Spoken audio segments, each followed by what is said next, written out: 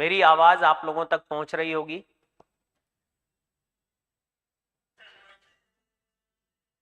आप मुझे सुन पा रहे हैं क्या? सर जाम में फंस गए हैं। चलिए, राधे राधे, जय हिंद, नमस्कार। अभी आप लोग मुझे सुन पा रहे हैं क्या? टाइम हो गया है। ओके, अमित यादव जी, ठीक है। नमस्कार भाई, नमस्कार शिवराज सिंह। हाँ, आ गए हैं। चलिए, अब हम लोग स्टार्ट करते हैं। मुझे खेद है इस बात का कि हम लोग आज काफी दिन बाद एक दूसरे से मिल पा रहे हैं, यानी इंटरेक्ट कर पा रहे हैं। तो मेरी भी कुछ व्यस्तताएं थी, कुछ काम थे, कोई नहीं। और बाकी अब ये सिलसिला चलता रहेगा। दूसरा, आप लोग भी मैं समझता हूं कि फेस्टिव मोड में होंगे। अब तो दिवाली फर्स्ट प्रायोरिटी होगी, या फिर कुछ लोग शादी ब्याह में उलझे हुए होंगे, कुछ के हो सकता है फसल के काम होंगे। तो अभी उस तरह की चहल पहल हो नहीं पाई है पुलिस के एग्जाम को लेकर, जिस तरह की चहल पहल होनी चाहिए थी। यानी लास्ट टाइम हम जिस तरह से पुलिस की तैयारी कर रहे थे उस 40 दिन में, वो तैयारी बहुत अलग तरह की थी। समग्र बैच क्लास नहीं होगी क्या? नहीं नहीं, आज ये यूट्यूब की क्लास चल रही है। आज समग्र बैच की क्लास नहीं होगी। और ठीक है, ये सब बैच बैच की क्लासेस को छोड़ देते हैं, यूट्यूब पर कंसंट्रेट करते हैं ठीक से। अच्छा, पहली बार लाइव क्लास दिख रही है। चलिए, हाँ, क्लास पर दिसंबर सिंह क्लास उस पर ऐप पर क्लास नहीं है। आज हम यहाँ बात करेंगे, और यहाँ उस टॉपिक की बात करेंगे जो टॉपिक आपके लिए बहुत ज्यादा इंपॉर्टेंट है। और मैं समझता हूं कि रीजनिंग की अगर मैं बात करूं, या पुलिस के एग्जाम की अगर मैं बात करूं, तो अभी ऐसा लगने लग गया है कि पुलिस का एग्जाम बिल्कुल एक तरफा हो गया है, कुछ चीजों पर डिपेंड हो गया है। तो पुलिस के एग्जाम की अगर मैं बात करता हूं, तो गिने चुने पार्ट हैं जिनका वेटेज बहुत ज्यादा है, जिसमें आप मेंटल एप्टीट्यूड की बात कर सकते हैं। मेंटल एप्टीट्यूड के दो पार्ट हैं, जिसमें एक पुलिस एप्टीट्यूड है और एक एसआरटी है। एसआरटी यानी सिचुएशन रिएक्शन टेस्ट। दूसरा आपका डीआई है, तीसरा आपका डिसीजन मेकिंग है, और चौथा आपका लॉजिकल रीजनिंग है। ये पार्ट अगर हम देखें तो पिछले एग्जाम में 13 क्वेश्चन हमें मेंटल एप्टीट्यूड के मिले, 4-5 क्वेश्चन डीआई के, 5 क्वेश्चन हर एग्जाम में डिसीजन मेकिंग के, और 4 क्वेश्चन आपको लॉजिकल रीजनिंग के। अगर हम इसको जोड़ते हैं तो 27 क्वेश्चंस। इसका मतलब ठीक आधा पेपर आपका ऐसा है जो अभी आपकी रीच से बाहर की बात है। यानी ठीक आधा पेपर, ठीक आधा पेपर ऐसा है जो आपको ठीक से पढ़ना है। यानी आधी रीजनिंग आपको आती है, और ये सारा सब कुछ आपको पढ़ना है। और पढ़ना नहीं, पढ़ना शब्द इसके लिए बोलना बिल्कुल गलत होगा। मैं समझता हूं ये सब सीखने से काम चलेगा। पढ़ा उन टॉपिक्स को जाता है जहां से एकाध क्वेश्चन आने की सिर्फ संभावना होती है, कंफर्म भी नहीं, केवल संभावना है कि सब आ सकता है। तो उस कंडीशन में हम लोग पढ़ने की कोशिश करते हैं, रटने की कोशिश करते हैं। लेकिन जहां से 12-12, 13-13 क्वेश्चन देखने को मिलते हों, वहां पढ़ना और रटना मेरी समझ से बेवकूफी है। आप लोगों को इस पार्ट को ठीक से सीख लेना चाहिए। और मैं समझता हूं कि ठीक से सीखने के लिए हमें केवल मेंटल एप्टीट्यूड की अगर बात करें, या पुलिस एप्टीट्यूड की बात करें, तो 30 से 40 क्लास की आवश्यकता होगी, तब सीखा जा सकता है। आप में से कोई ये सोचता हो कि 2-4-6 क्लास में इसका काम हो जाएगा, तो ऐसा मैं भी सोचता था भाई। एग्जाम जब आपका नहीं हुआ था तो मैंने भी आपसे कमिटमेंट किया था कि मेरी ये 2 घंटे की क्लास आप देख लेना, तो आपका बहुत कुछ हो जाएगा। तो बहुत कुछ हुआ, लेकिन मुझे भी ये अंदाजा नहीं था कि मेंटल एप्टीट्यूड इस स्तर का आएगा, जो कि यूपीएसआई में भी नहीं आया। यूपीएसआई में मूल विधि के क्वेश्चंस देखने को मिले, लेकिन एप्टीट्यूड के नाम पर नाम मात्र के क्वेश्चन, नाम मात्र का मतलब सामान्य जो एसआरटी होता है, इस तरह का पेपर देखने को मिला था पिछले जितने भी बार यूपीएसआई हुआ है। यानी इस बार जो यूपी पुलिस कांस्टेबल में मेंटल एप्टीट्यूड देखने को मिला है, ऐसा मेंटल एप्टीट्यूड यानी इस स्तर का मेंटल एप्टीट्यूड आज तक आपने किसी भी पुलिस के एग्जाम में नहीं देखा होगा। तो अब हम लोगों को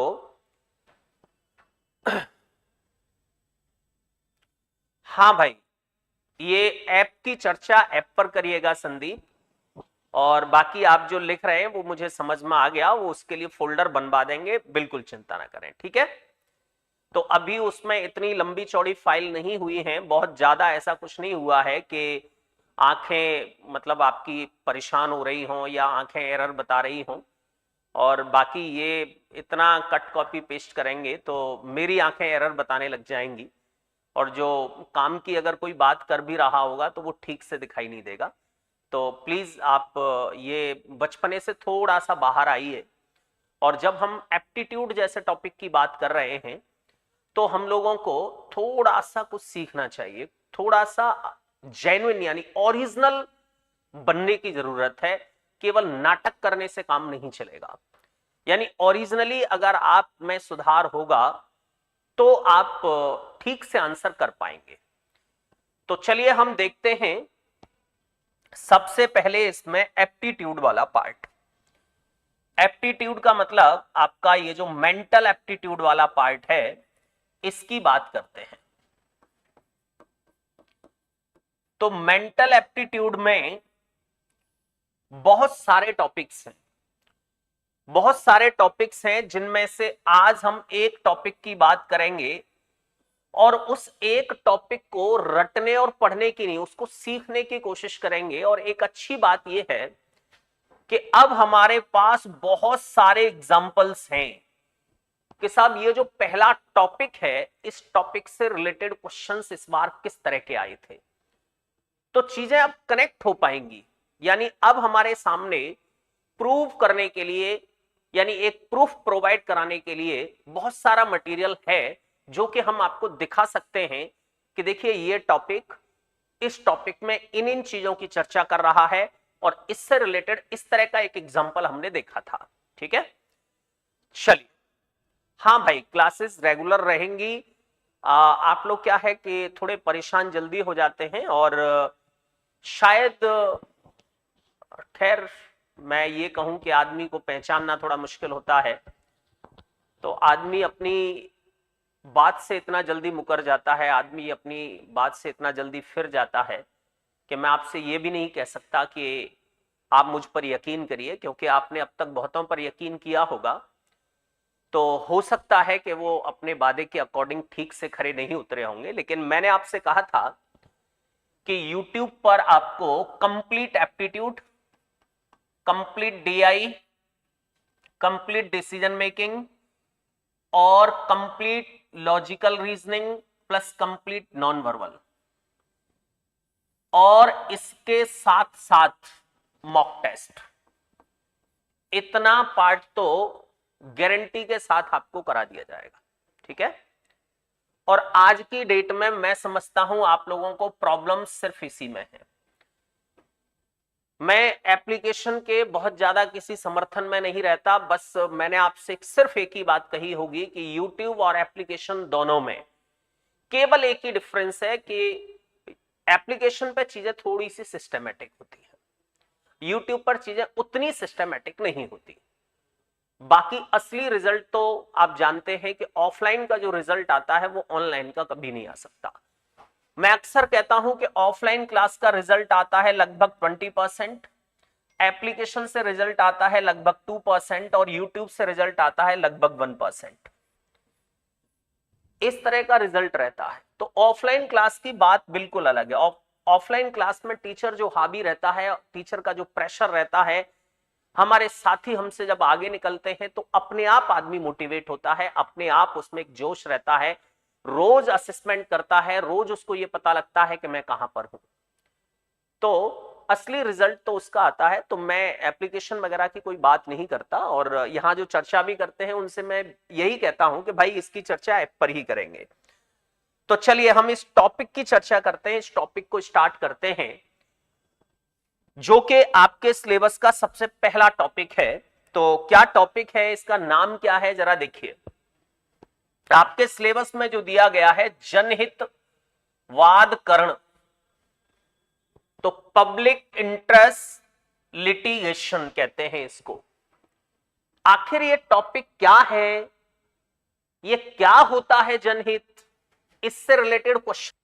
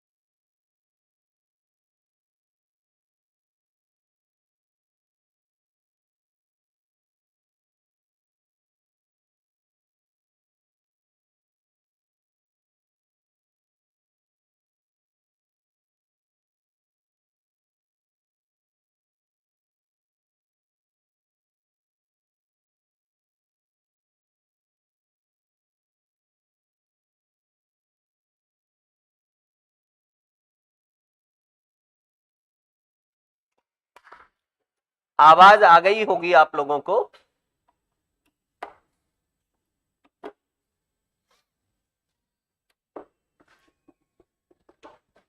अभी आप लोग मुझे सुन पा रहे हैं ना? ठीक है, वो उसके बैटरी खत्म हो गई, इस वजह से ये प्रॉब्लम हुई। तो कोई नहीं, ये तो सामान्य बात है, ये होता रहता होगा। ठीक है, अभी आवाज आ गई ना? ओके, ठीक है। चलिए अंकित जी, तो मैं बात ये कर रहा था कि आपके सिलेबस में जो टॉपिक दिए गए हैं, उस टॉपिक का एक अंश है, उस टॉपिक का क्वेश्चन में। अच्छा, इको गार्डन में मिलने के बाद आज मिल रहे हैं, चलिए अच्छा है। ओके, जडेजा जी हैं। तो इस टॉपिक का सिर्फ एक अंश है। मूल रूप से आपके एग्जाम में जो पूछा जा रहा है, वो पूछा जा रहा है एसआरटी। एसआरटी कहते हैं सिचुएशन रिएक्शन टेस्ट। पर्टिकुलर किसी सिचुएशन में आपको किस तरह से रिएक्ट करना है, आपको किस तरह से डिसीजन लेना है। एक्चुअल में अगर इसको देखा जाए तो ये भी एक डिसीजन मेकिंग है, लेकिन वहां जो डिसीजन मेकिंग होता है, जो आपके एग्जाम में डिसीजन मेकिंग नाम से आता है, वहां आपको कमांड दी जाती है। यहां आपको कोई कमांड नहीं दी जाती है, यहां आपको अपने अकॉर्डिंग आंसर देना होता है। और इस टॉपिक में सबसे बड़े दुख की बात यह है कि आपको जब भी कोई सिचुएशन प्रोवाइड कराई जाएगी, तो उसके जो ऑप्शंस दिखाए जाएंगे, वो चारों के चारों ऑप्शन सही होते हैं। चारों के चारों में से कोई भी ऑप्शन ऐसा नहीं होता जो कि गलत है। तो अगर कोई ये कहे कि सब एप्टीट्यूड में ये वाले ऑप्शन गलत हैं और ये वाला ऑप्शन सही है, ये तरीका ही गलत है। एक्चुअल में चारों ऑप्शन सही होते हैं, लेकिन आपको उन चारों सही में से ज्यादा सही कौन सा है, ज्यादा बेहतर कौन सा है, उसे टिक करना होता है। यस, एसआरटी एयरफोर्स फेज 2 में होता है, उसी तरह का एसआरटी होता है। तो वहां भी उसी तरह के क्वेश्चंस आते हैं और यहां भी उसी तरह के क्वेश्चंस आते हैं, वही एसआरटी होता है। एसआरटी सारे एग्जाम्स में एक जैसा होता है भाई, एयरफोर्स का और इसका कोई अलग थोड़ी है। लेकिन भाई यहां जो लेवल उसका देखने को मिला, वो लेवल बहुत बियॉन्ड था। यानी आपने देखा होगा कि टीचर्स की हालत खराब थी। टीचर्स की स्थिति ऐसी थी कि सॉल्यूशन वाले दिन बेचारे टीचर भी ये कह रहे थे कि ये वाला पार्ट तो वो दूसरे वाले हैं ना, अमुक वो पढ़ाते हैं, वो कल आएंगे, वो कल सॉल्यूशन देंगे इसका। तो आप ये समझ सकते हैं कि सामान्य बच्चे पर क्या बीती होगी। बहुत सारे बच्चे ऐसे होंगे, बहुत सारे पुलिस के कॉम्पिटिटर ऐसे होंगे जो इन क्वेश्चंस को पढ़ नहीं पाए होंगे और इनकी वजह से टाइम मैनेज नहीं कर पाए।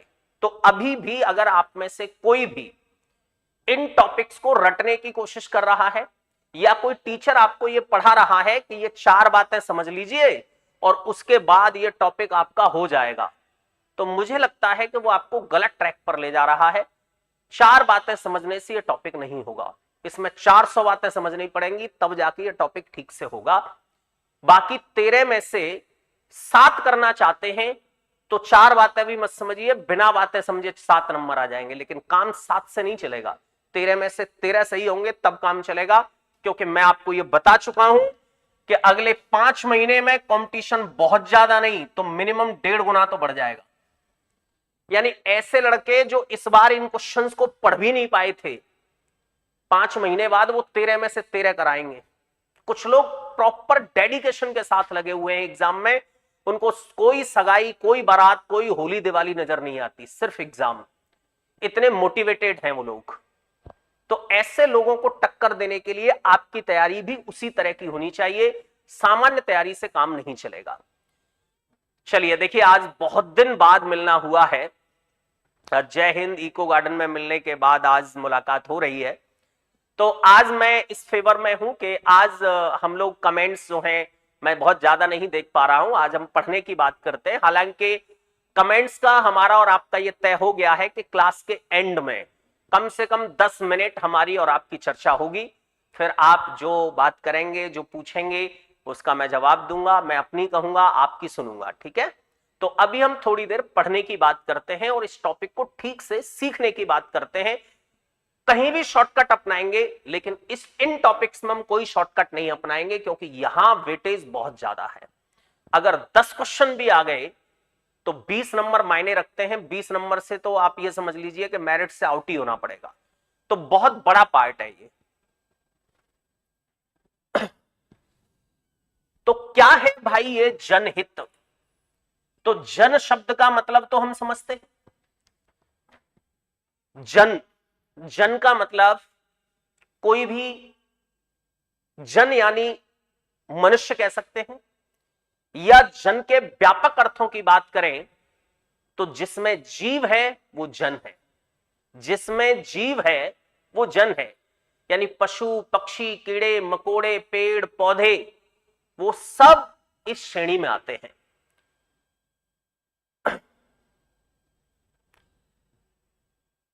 क्वेश्चन 1 भी नहीं किया था, कोई बात नहीं है अजय, आप चिंता न करें, अब आपके क्वेश्चंस नहीं छूटेंगे। ये मैं गारंटी दे सकता हूं कि आपका एप्टीट्यूड का आधा क्वेश्चन नहीं छूटेगा। बस 30 लेक्चर शॉर्टकट दिमाग से निकाल देना, शॉर्टकट से काम नहीं चलेगा। 3 लेक्चर या 3 घंटे की क्लास से कुछ नहीं होगा। उस समय तो हमारे और आपके पास में समय नहीं था, तो ये प्रॉपर समझना पड़ेगा कि आखिर क्या है, इतने से काम नहीं चलने वाला। तो जनहित और हित समझते हैं फेवर। अब ये वाद सुना होगा आपने, ये वाद विवाद तो सुना होगा। यानी जब जब जनहितों को लेकर वाद विवाद होता है तो उससे रिलेटेड कोई भी पीआईएल डालते हैं, कोई भी रिपोर्ट करते हैं, कोई भी अधिसूचना हम जारी करते हैं, कोई भी कोर्ट में जाकर अपील करते हैं, उसको वादकरण कहते हैं। वादकरण यानी लिटिगेशन। तो जनहित यानी सामान्य जन के अहित में जब बात हो रही हो, हित में नहीं, यानी सामान्य जन के हित की बात ना हो, अहित की बात हो, उससे रिलेटेड जो पीआईएल फाइल करते हैं, जो पीआईएल दर्ज करते हैं, उसको हम जनहित वादकरण कहते हैं। ये क्या है जनहित वादकरण, इसको समझिए। लिखा भी है इसमें, बहुत अच्छी भाषा में लिखा है। जनहित का अर्थ है जन समस्या का हित अथवा कल्याण। यानी जो जनों की, जो मनुष्य की समस्याएं हैं, उन समस्याओं के हित में, उन समस्याओं को सुलझाने प्लस मानव कल्याण को ध्यान में रखते हुए जो काम किए जाते हैं वो जनहित में होते हैं। पब्लिक वेलफेयर सुना होगा आपने। इस विषय में अनेक मत हैं। अब अनेक मत तो इसलिए हैं कि जितने लोग उतने मत, कि किसी कार्य से जनता के कितने सदस्य लाभान्वित होने चाहिए, जब उसे जनहित का कार्य घोषित किया जाएगा। अब यह बड़ा मुद्दा है कि साहब जनहित कम माना जाए, किसी न किसी का तो अहित होगा। आप किसी भी तरह के जनहित की बात करिए। अब सामान्य तौर पर आप में से ज्यादातर खेतिहर संस्कृति के लोग हैं, खेतिहर संस्कृति के लोग हैं, तो आप देख रहे होंगे कि जब भी कोई गांव का प्रधान या कोई ऑफिसर जनहित की बात करता है तो उसमें पर्टिकुलर कहीं किसी एकाध आदमी को अपना अहित दिखाई देता है। जैसे कि एक रास्ता चौड़ा करना है जिससे कि आवागमन की स्थितियां बहुत अच्छी हो जाएंगी, तो रास्ता जैसे ही चौड़ा करने की बात करेंगे तो वहां कुछ लोगों के घर या कुछ लोगों के खेत आएंगे। हालांकि बेनिफिट उनको भी होगा, लाभ उनका भी होगा, लेकिन उनको ऐसा महसूस होगा, ऐसा लगेगा कि नहीं भाई हमारा तो बहुत बड़ा अहित हो गया। तो जनहित में कभी कभी लोगों को ऐसा लगता है, यानी अधिकांश लोगों को ऐसा लगता है कि हमारे हित की बात हो रही है, लेकिन पर्टिकुलर कुछ लोगों की भावना ऐसी रहती है कि नहीं भाई इसमें तो अहित हो गया। तो आगे ये लिख रहा है, एक मत जिस कार्य से जनता का प्रत्येक सदस्य लाभ प्राप्त कर सके उसको भी हम जनहित कहते हैं। तो कुछ काम ऐसे भी होते हैं जहां किसी को ऐसा नहीं लगता कि साहब इसमें हमारा अहित हो गया है। हर आदमी को ऐसा लगता है कि भाई ये तो हमारे हित की बात कही है, कि जैसे रास्ता चौड़ा किया, उन लोगों को प्रॉपर एक मुआवजा दे दिया गया तो उनका भी हित हो गया, और बाकी सामान्य पब्लिक के लिए रास्ता चौड़ा हो गया है तो उनका भी हित हो गया। तो किसी को भी यह महसूस नहीं हुआ, यह नहीं लगा कि उनके अहित की बात हुई है। दूसरा मत यह है कि एक कार्य जनहित में तब हो सकता है जब वह एक लंबी अवधि तक जन सामान्य के एक भाग के लिए हितकर हो। अब जन सामान्य के एक भाग के लिए हितकर हो, पर्टिकुलर एक समाज के लिए या पर्टिकुलर किसी एक जाति के लिए या एक पर्टिकुलर समुदाय के लिए हितकर हो और लंबे समय तक उसको बेनिफिट मिलता रहे, तो कुछ लोगों का ऐसा मानना है कि साहब वो असली जनहित है। तो जनहित के अपने अपने तरीके से जाने कितने पर्याय हैं, जाने कितने मीनिंग हैं। किसी के लिए अहितकर ना हो ऐसी समस्या भी, किसी के लिए अहितकर ना हो ऐसा कोई पॉलिसी, ऐसी कोई जियो, ऐसी कोई सुविधा हो, वो भी जनहित ही होती है।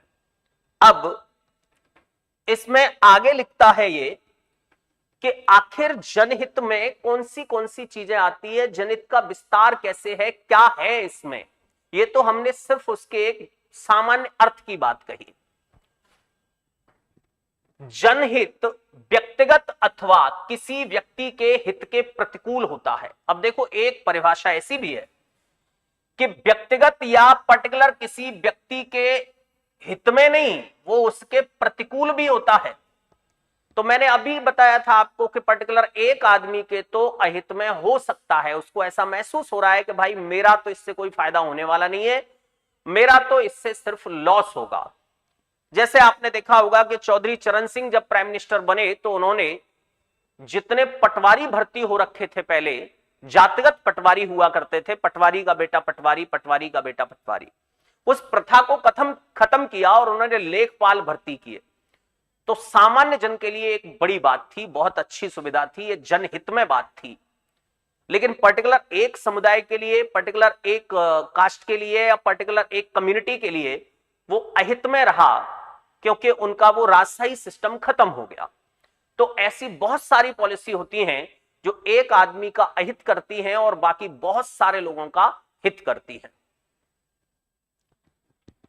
क्योंकि ऐसी ही धारणा है कि जो समाज के हित में है वह किसी एक व्यक्ति के हित में नहीं हो सकता। यस, जो समाज के हित की बात करता है, देखिए वो एक इंटरव्यू चल रहा था एक आदमी का, तो उसकी बड़ी तारीफ हो रही थी। अब हुआ क्या कि एक पत्रकार बेचारा, उसको उस आदमी से बात करने का मौका ही नहीं मिल पा रहा था, या तो लेट हो गया या पत्रकार भी कुछ और मसालेदार खबरें चाहते हैं। तो एक पत्रकार ने उस व्यक्ति की पत्नी से पूछा कि आप बताइए सर के बारे में, सर की क्या क्या क्वालिटी है। तो पत्नी ने कहा कि सर एक बहुत अच्छे पति हैं, सर एक बहुत अच्छे पति हैं। बस इतनी देर में उसने माइक हटा लिया। तो उसकी पत्नी ने कहा कि आप मुझे और बोलने दीजिए, मैं और भी बोलना चाहती हूं, कि अब तो बोलने के लिए कुछ बचा ही नहीं होगा आपके पास। बोले क्यों नहीं बचा होगा? क्योंकि जो बहुत अच्छा पति है वो बहुत अच्छा और कुछ नहीं हो सकता। तो आदमी एक जगह जितना अच्छा हो सकता है उतना दूसरी जगह नहीं हो सकता, क्योंकि दूसरी जगह से कटौती करेगा तब जाकर एक अच्छा समाज सेवी हो सकता है। अच्छा पिता नहीं हो सकता है अच्छा पति नहीं हो। तो ठीक वैसी ही कंडीशन है कि जो पॉलिसी सामान्य जन के हित में है वो पर्टिकुलर एक आदमी के हित में ना हो।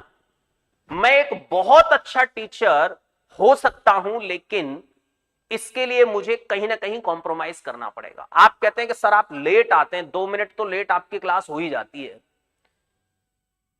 तो उस 2 मिनट हो सकता है कि मुझे कोई मिलने आ गया और मैंने वो 2 मिनट उस आदमी को दे दिए।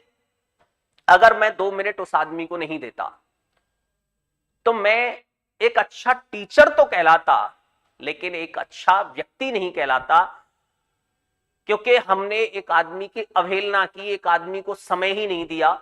और ये अवहेलना शब्द तो मैं बहुत छोटा शब्द बोल रहा हूं, कुछ लोग तो इसको पता नहीं जाने कितनी बड़ी बेइज्जती समझ लेंगे कि उस आदमी ने तो हमारी बेइज्जती कर दी, उस आदमी ने 2 मिनट का भी समय नहीं दिया। अरे क्लास का कोई ऐसा थोड़ी था कि सब क्लास दोबारा नहीं होती या क्लास के लिए बहुत ज्यादा लेट हो रहा था वो व्यक्ति, कम से कम 2 मिनट का समय तो दे सकता था। हम कौन सा 20 मिनट मांग रहे थे? तो आपको गारंटी के साथ कुछ ना कुछ खोना जरूर पड़ेगा, तब आप किसी दूसरे फील्ड में बहुत अच्छा कर पाएंगे। तो यहां वो कह रहा है कि पर्टिकुलर किसी एक व्यक्ति के हित में नहीं हो सकता, क्योंकि ऐसी धारणा समाज में है, समाज के हित में है, वह किसी एक व्यक्ति के हित में नहीं हो सकता।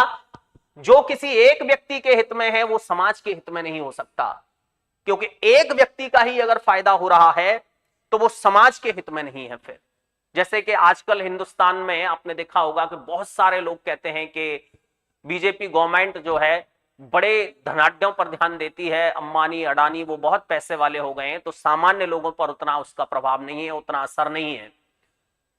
तो जो पर्टिकुलर किसी एक आदमी के हित में है वो दूसरों के हित में नहीं होगा। ये लोगों की अपनी अपनी धारणाएं हैं, कोई कुछ कहता है और कोई कुछ कहता है। तत्कालीन सरकार के बारे में भी कुछ लोग कुछ कहते हैं और कुछ लोग कुछ कहते हैं, पुरानी सरकारों के बारे में भी कुछ कुछ कहते हैं और दूसरे लोग कुछ और कहते हैं। तथापि समाज व्यक्तियों से मिलकर बना है, समाज व्यक्तियों से मिलकर बना है, अतः जनहित को समाज के सदस्यों के हित में देखना चाहिए। यस, ये जो जनहित नाम की चीज है इसमें जन तो एक ही है, लेकिन ये कोई सा भी जन हो सकता है। इसलिए जनहित असली वो है जो समाज के हर सदस्य के फेवर में हो, हर सदस्य का उसमें हित हो। इस पर लंबी बहस होती है कि जनहित मानवाधिकारों का समर्थन करता है अथवा उन्हें नष्ट करता है। यह संभव है कि जनहित को प्रोत्साहन देना समाज के कुछ व्यक्तियों के हितों को चोट पहुंचा सकता है। यस, जनहित को प्रोत्साहन देना, यानी कभी कभी तो जनहित को प्रोत्साहन देना इतना कष्ट पहुंचाता है कि अगर आपने किसी बहुत पिछड़े हुए आदमी का समर्थन कर दिया, उस आदमी को एक वैल्यू प्रोवाइड करा दी, उस आदमी का आपने एक आदर सम्मान कर दिया, तो जाने कितने चौधरियों की बेइज्जती हो जाती है। उनको ऐसा लगता है कि यार इस आदमी ने तो हम लोगों की नाक नीची कर दी, इस आदमी ने तो बहुत पिछड़े आदमी का सम्मान कर दिया और हमें ऐसा छोड़ दिया, या हमारे सामने उसको चेयर पर बिठा दिया। तो हमने उस आदमी का कोई अहित नहीं किया, चाहकर कोई बेइज्जती नहीं की, कोई नीचा नहीं दिखाया, हमने तो किसी दूसरे आदमी को ऊंचा दिखाने की या उस आदमी को उसका हक दिलाने की कोशिश की। अब इससे किसी की नाक नीची होती है, उसमें हमारी कोई गलती नहीं है। तो जनहित का मामला ऐसा ही है कि आप जब जब जनहित की बात करोगे तो व्यक्तिगत तौर पर लोगों को लॉस जरूर होगा। यह संभव है कि जनहित को प्रोत्साहन देना समाज के कुछ व्यक्तियों के हितों को चोट पहुंचा सकता है। किसी भी प्रजातंत्र के अल्पसंख्यकों के हितों की सुरक्षा एवं संवर्धन करता है। जनहित का कार्य माना जाएगा। एक सेकेंड, मैं एक फोन,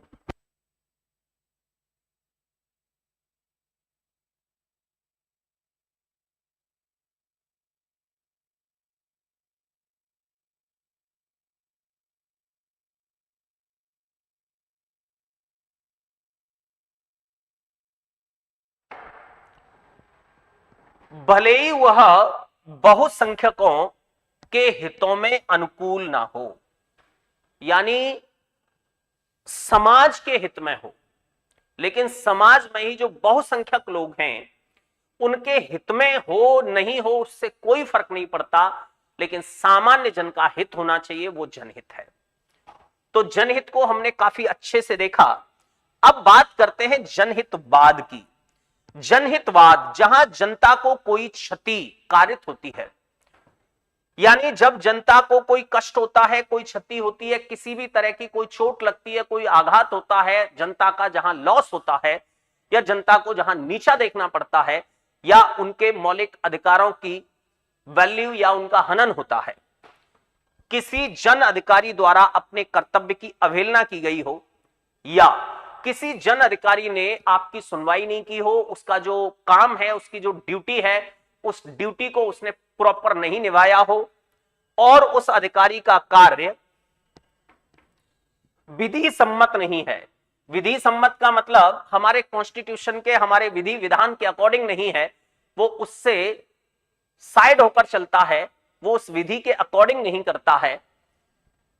ऐसी स्थिति में किसी भी नागरिक को भारतीय संविधान के अनुच्छेद 226, यानी ये जो जनहितवाद है, ये कौन से अनुच्छेद में है? अब देखिए, हमें इस स्तर की पढ़ाई इसलिए करनी पड़ेगी कि आपके हर पेपर में एक दो क्वेश्चन ऐसे आए थे जो प्रॉपर जनरल अवेयरनेस से रिलेटेड थे, यानी जहां एसआरटी नहीं था वहां आप उसको मूल विधि कह सकते हैं। यानी हर पेपर में एक दो 13 क्वेश्चन में से एक दो ऐसे थे जो कि मूल विधि के थे, न कि एसआरटी या मानसिक अभिरुचि के। इसलिए हमें इसको बहुत बारीकी से देखना पड़ेगा, एक एक क्वेश्चन के लिए अगर तैयार होना है तो शॉर्टकट से काम नहीं चलेगा। तो कौन से अनुच्छेद में है? 226 के अंतर्गत। कहां पर? उच्च न्यायालय में, नॉट उच्चतम न्यायालय में। यानी अनुच्छेद 226 के अंतर्गत आप पीआईएल दर्ज कहां कर सकते हैं, कहां लगा सकते हैं फाइल? उच्च न्यायालय में। जन अधिकारों के प्रवर्तन हेतु जनहितवाद अनुशीर्षक के अंतर्गत याचिका प्रस्तुत करने का अधिकार है। अनुशीर्षक समझते हैं ना, अनुच्छेद के जो भाग होते हैं उसको हम अनुशीर्षक कहते हैं। साधारण शब्दों में कहा जा सकता है कि न्यायालय में जनहितवाद जनहित को सुरक्षित कायम रखने हेतु प्रस्तुत किया जाता है। यानी जनहित खत्म नहीं हो जाए, जनहित बिल्कुल वैसे ही व्यवस्थित बना रहे, वो अपना काम ठीक से करता रहे, सामान्य जन का अहित ना हो, उसके लिए हम इसको उच्च न्यायालय में प्रस्तुत करते हैं। उदाहरण क्या क्या चीजें हैं भाई? ये जनहित में आता क्या क्या है? पॉल्यूशन आता है, यानी पॉल्यूशन जो है अगर हो रहा है, किसी भी तरह का पॉल्यूशन, तो हम उसके लिए पीआईएल दर्ज करा सकते हैं, पीआईएल लगा सकते हैं उच्च न्यायालय में, जिससे कि सब पॉल्यूशन के विरोध में हमने लगाया, ये पॉल्यूशन खत्म होना चाहिए, क्योंकि इससे फेफड़े खराब होंगे, लोग उसी पॉल्यूशन वाली एयर को लेंगे, उससे बीमार हो जाएंगे, तो वो जनहित में नहीं है। आतंकवाद, सड़क सुरक्षा, और सबसे मेन बात संवैधानिक अधिकारों के संकटग्रस्त होने, यानी संवैधानिक अधिकार, लोगों को जो मूल अधिकार मिले हुए हैं, वो मूल अधिकार अगर उनके हनन हो रहे हैं, उन पर कोई काम ही नहीं हो पा रहा है, मूल अधिकारों के तहत दुनिया चली नहीं रही है, तो भी वो पीआईएल दर्ज कर सकते हैं। हां भाई, सुप्रीम कोर्ट में अनुच्छेद 32 में करते हैं और हाई कोर्ट में 226 में करते हैं। बिल्कुल ठीक बता रहे हैं दिसंबर सिंह आप।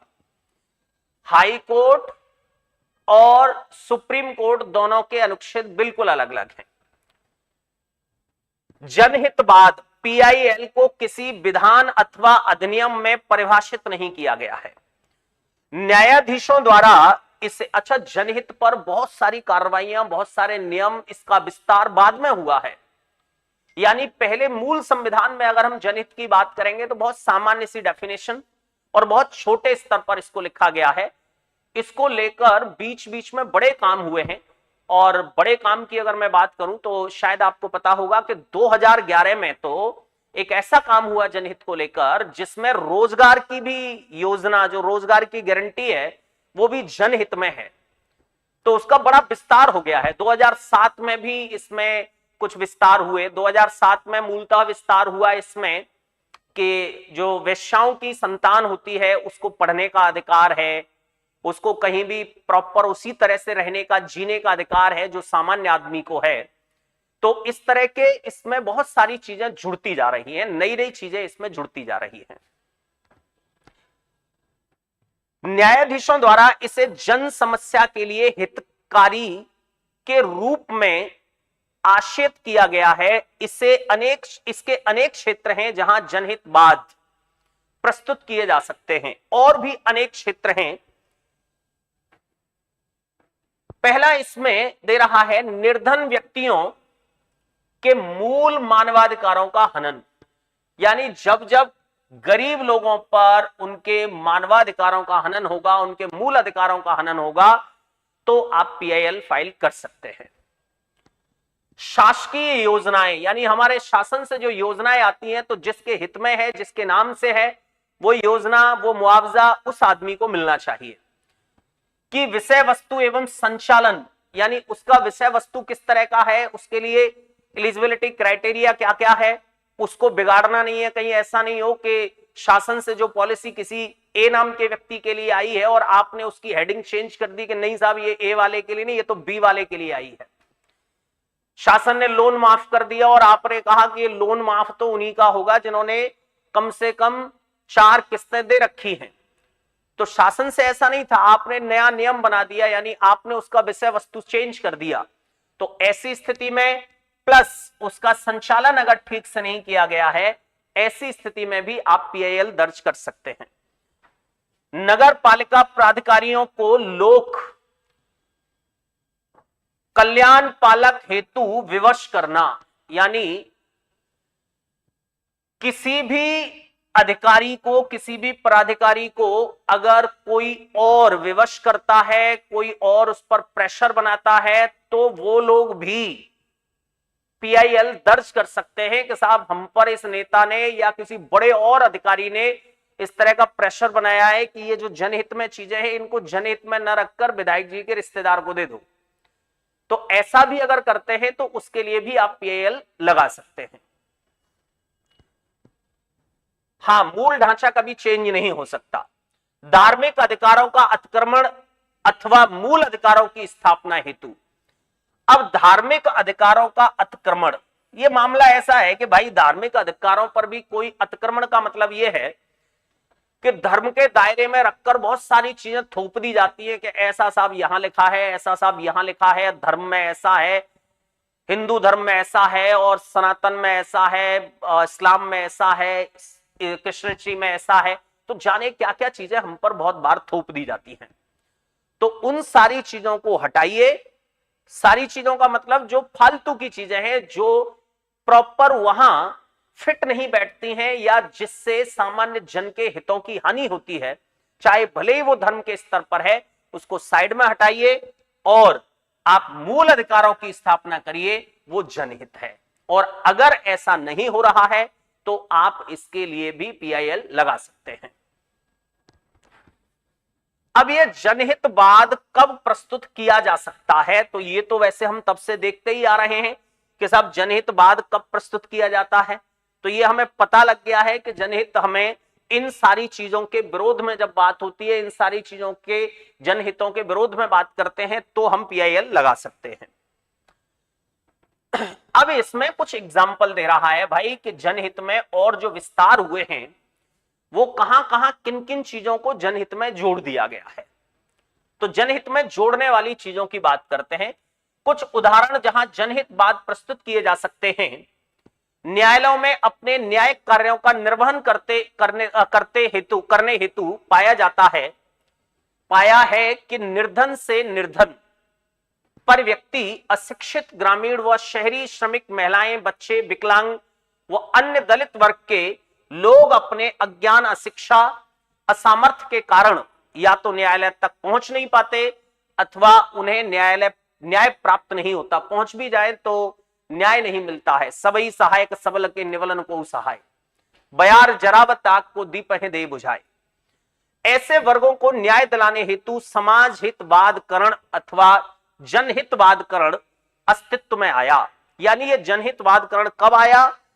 तब देखा गया कि बहुत सारे लोग जो अशिक्षित हैं, गरीब हैं, कमजोर हैं, पिछड़े हुए हैं, उनकी बात न तो सुनी जाती है या उनको कोर्ट तक ही नहीं पहुंचने दिया जाता। उनको धमकी दे दी जाती है कि गांव से या इस मोहल्ले से बाहर निकलेगा तुझे बाहर ही शूट कर दिया जाएगा, घर से बाहर निकल के बता। तो बेचारे लोग आतंक सहते रहते हैं, परेशान रहते हैं, मर जाते हैं, लेकिन वो अपनी बात कहीं कह नहीं पाते। तो ऐसी स्थितियां जब देखी गई तो फिर इस तरह की याचिकाएं प्रस्तुत होने लगी। आगे कह रहा है, जनहितवादकरण अस्तित्व में आए समय के साथ साथ जनहितवाद अस्तित्व में आया, समय के साथ साथ इसका स्वरूप व्यापक होने लगा। जो कि मैं बता रहा था कि बहुत सारी चीजें इसमें नई जुड़ती गई, इसका स्ट्रक्चर जो है वो बढ़ता चला गया। मूल स्ट्रक्चर जैसा था वैसा ही रहा, इसमें नई नई चीजें और जुड़ती चली गई, व्यापक होने लगा। इन वादों को प्रो बोनो पब्लिको नाम से भी जाना जाता है। यानी ये जो वाद है ना, इसमें जो जोड़े गए हैं, ये जो जनहितवाद से रिलेटेड जो चीजें हैं, इनको इस नाम से भी जाना जाता है, जिसमें कारागार के बंदियों को राहत, निर्धनों को मुफ्त विधिक सहायता, मुकदमों में शीघ्र निस्तारण, मानव की गरिमा बनाए रखने आदि आदेश पारित किए गए। यानी इसका जब व्यापकता इसमें दी गई, इसका जब विस्तार हुआ, तो इसमें और क्या क्या जोड़ा, वो पॉल्यूशन वॉल्यूशन और इन सारी चीजों के अलावा, तो कारागार में जो बंदी होते हैं, कारागार में जो कैदी होते हैं, उनको राहत देना, उनके चाल चलन अगर ठीक है तो उनको जल्दी रिहा कर देना, उनको बहुत सारी और वरीयताएं देना, उन पर कष्ट कम देना, उनको निर्धनों को मुफ्त विधिक सहायता प्राप्त कराना। यानी निर्धन लोगों को मुफ्त में आप ये जो सरकारी वकील होते हैं, ऐसे सरकारी वकील निर्धनों को प्राप्त कराना कि साहब मेरे पास मेरी अपील करने के लिए, मेरी बात कहने के लिए मेरे पास कोई आदमी नहीं है और मैं भी अपनी बात ठीक से कह नहीं सकता, तो उसको सरकारी वकील भी मिलने लगे। मुकदमों में शीघ्र निस्तारण, यानी ये भी आदेश हुए कि जितने भी मुकदमे चलते हैं उनको जल्दी से जल्दी निस्तारण किया जाए, उनको बहुत लंबा नहीं लटकाया जाए। दूसरा सबसे मेन बात, मानव की गरिमा, मानव की गरिमा को बनाए रखने आदेश पारित हुए कि मानव की गरिमा, आदमी का एग्जिस्टेंस, आदमी का अस्तित्व नहीं खत्म होना चाहिए। मनुष्य की जो गरिमा है, मनुष्य का अपना जो मूल है, वो बचा रहना चाहिए।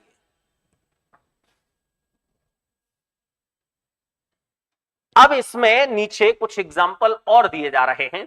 पहला वायु प्रदूषण है। दूसरे की बात करते हैं किसी मुख्य मार्ग पर प्रकाश की व्यवस्था। तीसरे की बात करते हैं कि किसी निर्माणाधीन कंपनी में वृक्ष काटकर प्रदूषण नहीं फैलाया जा रहा हो। राज्य सरकार द्वारा मनमाने लगान, मनमाने कर, यानी राज्य सरकार जनता से उल्टा सीधा टैक्स वसूल नहीं कर रही हो। पुलिस व जेल अधिकारियों को कारागार में बंदियों की स्थिति सुधारने, विचाराधीन बंदियों को न्यायालय में प्रस्तुत करने, मुकदमों के निस्तारण में विलंब को रोकने हेतु निर्देश दिए गए। तो ये बात हमने पढ़ ली है कि विस्तार हुआ है। और छठवीं बात है इसमें कामकाजी महिलाओं का यौन उत्पीड़न होना। यानी बहुत सारी महिलाएं जो काम करती हैं, जो ऑफिस संभालती है या जो दूसरे कहीं किसी ऑफिस में जॉब करती हैं या किसी के घर में काम करती हैं, ऐसी महिलाओं के साथ अनेक वारदात हो जाती हैं। तो उसके लिए भी, उसको भी इस में जोड़ा गया कि साहब ये भी मानव हित की बात है, यहां भी ऐसा नहीं होना चाहिए। भ्रष्टाचार के नियंत्रण एवं उच्च पदीय प्रशासनिक राजनीतिक अधिकारियों के विरुद्ध भी जा सकते हैं। यानी अगर कोई भ्रष्टाचारी अधिकारी है तो आप उसके विरुद्ध काम कर सकते हैं। सड़कों, सीवर आदि की उचित दशा रखे जाने हेतु, ये भी इसमें जोड़ा गया कि साहब सड़क अच्छी होनी चाहिए, सीवर अच्छे होने चाहिए, ये भी जनहित की बात है। सड़कों पर लगे बड़े बड़े विज्ञापन, तो बड़े बड़े विज्ञापनों की वजह से आपका ध्यान सलमान खान पर चला जाता है और सामने एक्सीडेंट हो जाता है, तो सड़कों पर बड़े बड़े विज्ञापन नहीं होंगे, उनको हटाया जाएगा, ये भी जनहित की बात है। तो कितनी चीजें इसमें बढ़ा दी गई हैं, यानी मूल में देखा गया तो 3-4 चीजें थी, अब जनहित में कितनी सारी चीजें जोड़ दी हैं, यानी इसको एक व्यापक स्वरूप दे दिया है। समय से पूर्व सेना निवृत्ति, ये भी आदमी की अपनी फ्रीडम और अपने एग्जिस्टेंस की बात है कि बहुत सारे लोग चाहते हैं कि नहीं भाई मेरी पारिवारिक स्थिति ठीक नहीं है, मेरे परिवार में ज्यादा लोग नहीं है, मेरे बुजुर्ग माँ बाप हैं और मेरा सेना में या पुलिस में कोई बहुत ऐसा ये नहीं है कि साहब मेरी वजह से सारी व्यवस्थाएं रुक जाएंगी, तो मैं समय से पहले अगर चाहूं तो मुझे सेवानिवृत्ति मिल जानी चाहिए, सेवानिवृत्ति मिल जानी चाहिए, यानी मैं जब चाहूं तब गवर्नमेंट जॉब से रिजाइन कर पाऊं, तब मैं उसको छोड़ पाऊं, ये भी जनहित की बात है। ऐसा नहीं कि बंधुआ मजदूर है वो कि साहब तुम अब इसे छोड़ ही नहीं सकते। लक्ष्मण कुमार कुछ कहना चाहते हैं, बताइए, काफी कई बार हलो हलो कर रहे हैं, बताइए लक्ष्मण कुमार क्या कहना चाहते हैं आप। अंकित ओझा के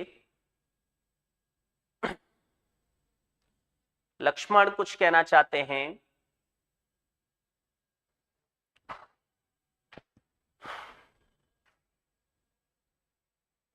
चलिए कुछ नहीं कहना चाहते, सिर्फ फॉलो करना चाहते थे, ठीक है भाई।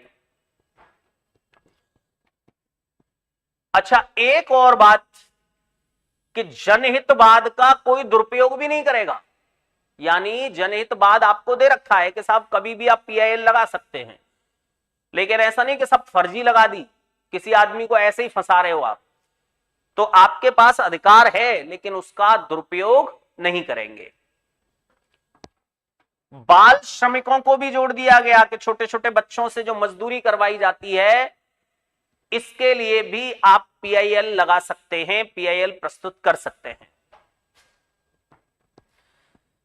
और एक मुद्दा है इसमें, वैश्याओं की संतानों को भी आपको उतना ही अधिकार, उतनी ही वैल्यू, उसी तरह की एजुकेशन समाज में उसी तरह की गरिमा प्रदान करनी पड़ेगी जिस तरह की आप सामान्य बच्चे को प्रदान करते हैं, क्योंकि उस बच्चे की उसमें किंचित मात्र गलती नहीं है कि वो किसकी संतान है। हम में से कौन ऐसा है जो अपनी मर्जी से उस घर में पैदा हुआ है?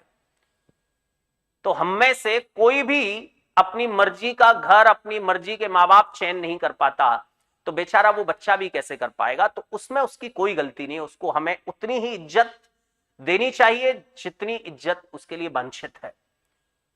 तो आप लोगों को एक्चुअल में सुधारना पड़ेगा, एक्चुअल में अपने वैचारिक मूल्य, अपने नैतिक मूल्य, अपने वैचारिक स्तर को उस स्टेज पर लाना पड़ेगा, तब जाकर आप इन 13 क्वेश्चंस का आंसर दे पाएंगे। केवल आप ये सोचते हो कि एक दिन के लिए हम एग्जामिनर को धोखा दे देंगे, एग्जामिनर की नजरों से बच जाएंगे, मैं समझता हूं संभव नहीं है, वो प्रैक्टिकली पॉसिबल नहीं है। और भाई जनहित में एक और बात, अश्लील विज्ञापन भी जनहित के खिलाफ हैं।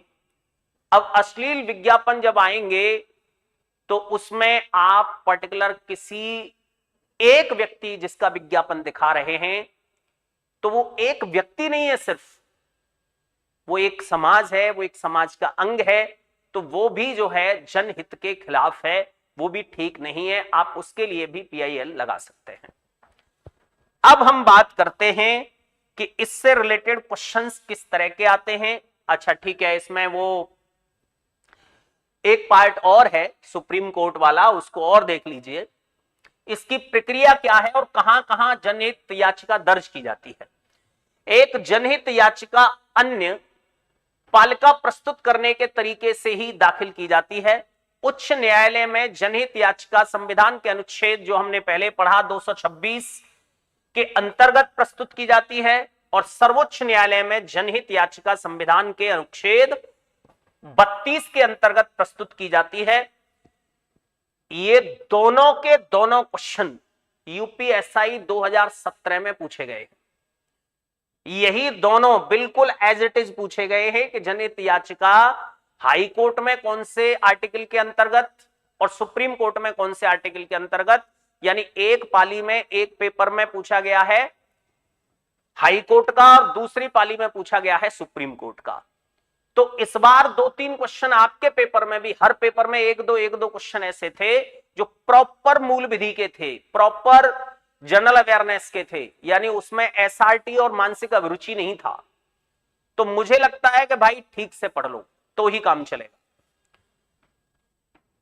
तथापि कार्यवाही की अवधि में यदि न्यायमूर्ति आवश्यक समझते हैं तो वह निरीक्षण के लिए कमिश्नर नियुक्त कर सकते हैं जो प्रदूषण के विषय में वृक्षों को काटे जाने, जल भराव या मल निष्कासन प्रणाली की समस्याओं के संबंध में निरीक्षण आख्या प्रस्तुत करेगा। यानी इस तरह के जो मुद्दे हैं उसके लिए हाई कोर्ट या सुप्रीम कोर्ट के जज को जाने की जरूरत नहीं है, वो अपने किसी आदमी को, यानी न्याय व्यवस्था से रिलेटेड आदमी नहीं, यानी जो प्रशासनिक पदाधिकारी हैं उनमें से किसी को यह काम सौंप सकता है कि भाई आप जाके देख लो ठीक से और इसकी रिपोर्ट मुझे दे दो। दोनों पक्षों के उत्तर प्रत्युत्तर प्रस्तुत होने के बाद तक सुनकर न्यायाधीश अपना अंतिम निर्णय सुनाएगा।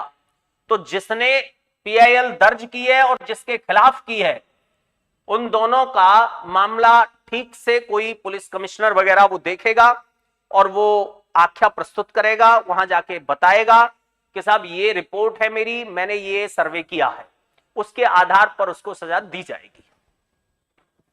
एक पुलिस अधिकारी के रूप में ट्रांसजेंडर नागरिक कानून प्रवर्तन अंतरक्रिया के दौरान उत्पीड़न और गरिमा के उल्लंघन का सामना करने की रिपोर्ट करते हैं, आपको ऐसी स्थिति में क्या करना चाहिए।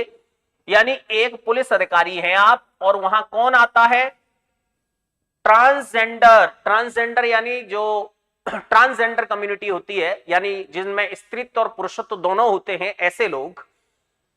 तो वो कब के लिए, यानी कानून प्रवर्तन अंतरक्रिया के दौरान उनका उत्पीड़न किया जाता है और उनकी गरिमा को जब ठेस पहुंचाई जाती है, उनकी सामूहिक बेइज्जती की जाती है या उनकी जातिगत बेइज्जती की जाती है, उससे रिलेटेड वो एक कार्रवाई करते हैं। उसके अंतर्गत आप क्या करेंगे? पहला, अपराधियों के खिलाफ सख्त अनुशासनात्मक कार्रवाई लागू करनी चाहिए। यस, सख्त कार्रवाई करनी चाहिए क्योंकि पुलिस का काम होता है कि उसको सख्त भी होना चाहिए। दूसरा है सहभागिता के लिए लिंग अधिकार समुदाय स्वयं सेवकों के प्रतिनियुक्ति करनी चाहिए। तो भाई जो अपराधी हैं उनको तो पकड़ना है, ऐसा थोड़ी है कि उसके लिए सब एक एनजीओ बना दो, उसके लिए एक संस्था बना दो तो आगे चल के ऐसा नहीं हो। तो आगे चल के ऐसा नहीं हो उसके लिए हमें उपाय करने चाहिए, लेकिन अभी जो हो गया है उसके लिए उन गुनहगारों को सजा मिलनी चाहिए। शिकायत ग्रहण करके इसे मानवाधिकार आयोग को अग्रेषित कर देना चाहिए। यह एक अच्छा ऑप्शन हो सकता है कि शिकायत दर्ज कर लेनी चाहिए और इसको कहां भेज देना चाहिए? मानवाधिकार आयोग में भेज देना चाहिए, क्योंकि ये मामला किसका है? मानवाधिकार का मामला है। तो इस तरह की स्थिति में वहां से जो बड़े ऑफिसर्स होंगे, जो व्यक्तिगत तौर पर इसी की ट्रेनिंग, इसी की पढ़ाई करके आए होंगे, वो क्या निर्णय लेंगे वो देखना है। उचित आचरण पर बड़े पैमाने पर संवेदीकरण अभियान लागू करना चाहिए। भाई अभियान करना चाहिए कि ऐसे लोगों के प्रति भी आपको बहुत सेंसिटिव, बहुत संवेदनशील होना है। तो आंसर ये भी सही है, आंसर ये भी एक तरीके से सही है, लेकिन सबसे बेस्ट आंसर इसमें क्या है? सबसे बेस्ट आंसर है इसमें सी, शिकायत आपको एक्सेप्ट कर लेनी चाहिए और ये मामला किसको भेज देना चाहिए? मानवाधिकार आयोग को भेज देना चाहिए, जिससे वो आगे अपनी जो भी प्रक्रिया होगी इसके लिए, जो भी इस पर एक्ट करना होगा उनको, उस पर काम करेंगे। चलिए आगे बात करते हैं। हाँ ठीक है, थोड़ा जल्दी करते हैं। एक पुलिस अधिकारी के रूप में आप देखते हैं कि कुछ धार्मिक अल्पसंख्यकों को पड़ोस में प्रवेश से वंचित किया जाता है। तो यह भी जनहित का मामला है, यह भी जनहित का मामला है कि धार्मिक रूप से अल्पसंख्यक हैं कुछ लोग, यानी उनकी कम्युनिटी के, उनके धर्म के कम लोग हैं, उनको एंट्री नहीं मिल रही है, उनका रास्ता बंद कर दिया गया है। पहला, तनाव को कम करने के लिए बहुधर्मी सामुदायिक संवाद आयोजित करने चाहिए। ठीक है, ये एक ऑप्शन हो सकता है अगर इससे बेहतर कोई ऑप्शन नहीं मिले तो। दूसरा, कानूनों का उल्लंघन करने वाली हाउसिंग सोसाइटियों के अवरुद्ध करके उन पर मुकदमा चलाना चाहिए, यह भी एक ऑप्शन हो सकता है। यानी ये जो रास्ता रोका होगा वो तो एक हाउसिंग सोसाइटी होगी पूरे। एक तो क्या है सबसे बड़ी समस्या इसमें, ये जितने भी क्वेश्चंस बनते हैं ना, ये सब बड़े बड़े लोग बनाते हैं, शहरों में बैठे हुए जो हाउसिंग सोसाइटीज में रहते हैं। अब गांव में कहां कौन सी सोसाइटी, कौन सी हाउसिंग सोसाइटी, ये सब नाम की चीज ही नहीं होती। तो आदमी के दिमाग में ठीक से पिक्चर ही नहीं बन पाती कि वो क्या कहना चाहता है और क्या हमें आंसर देना है। तो कानूनों का उल्लंघन करने वाली जो हाउसिंग सोसाइटी है उनके अवरुद्ध जो है कानून बनाना चाहिए, हमें मुकदमा चलाना चाहिए, यह भी हो सकता है। अल्पसंख्यक समुदाय के अधिकारियों को तैनात करके विविधता लागू करनी चाहिए। ओके। और तीसरा है, शिकायतों को राज्य के अल्पसंख्यक कल्याण योजनाओं के संदर्भित कर देना चाहिए। तो आप एक पुलिस अधिकारी हैं, एक पुलिस अधिकारी हैं, और यह मामला किसका है? यह मामला है अल्पसंख्यकों का। तो अल्पसंख्यकों के लिए अलग से एक डिपार्टमेंट है पूरा। तो आपको क्या करना चाहिए? शिकायत दर्ज करनी चाहिए, और दर्ज करने के बाद अल्पसंख्यक कल्याण योजनाओं को संदर्भित कर देना चाहिए। यानी जो अल्पसंख्यकों से रिलेटेड जो योजनाएं चलाते हैं, जो सरकारी डिपार्टमेंट हैं, उनको दे देना चाहिए। यह भी एक बहुत अच्छा ऑप्शन होगा। अब देखिए, इसमें बात अगर इसकी करें तो ये बहुत अच्छा ऑप्शन नहीं बन पा रहा है कि साहब अल्पसंख्यक समुदाय के अधिकारियों को तैनात करके विविधता लागू करनी चाहिए। अब विविधता लागू करेंगे तो भी ठीक नहीं है, क्योंकि समाज जो है चाहे किसी भी धर्म का क्यों नहीं हो, उनको सबको एक जैसा रहना चाहिए, विविधता की बात नहीं करनी चाहिए। कानूनों का उल्लंघन करने वाली हाउसिंग सोसाइटी के विरुद्ध जो है आपको एफआईआर दर्ज करनी चाहिए, और तनाव को कम करने के लिए आपको संवाद करना चाहिए। तो यहां संवाद की भी बात हो सकती है, इसकी भी बात हो सकती है, इसकी भी बात हो सकती है, लेकिन बेस्ट ऑप्शन इसमें से क्या होना चाहिए? डी होना चाहिए। और बाकी सारे ऑप्शंस हो सकते हैं, लेकिन डी ऑप्शन कंपैरेटिवली ज्यादा बेहतर लग रहा है, क्योंकि उसके लिए स्पेशलाइजेशन है, उसके लिए एक डिपार्टमेंट डेडिकेटली बनाया गया है। तो हमें पर्टिकुलर डिपार्टमेंट को भेज देना चाहिए कि साहब ऐसा ऐसा मामला है, आप हमें बता दीजिए कि हमें क्या करना है। बस एफआईआर दर्ज करनी है और तुरंत उस डिपार्टमेंट में भेज देना है।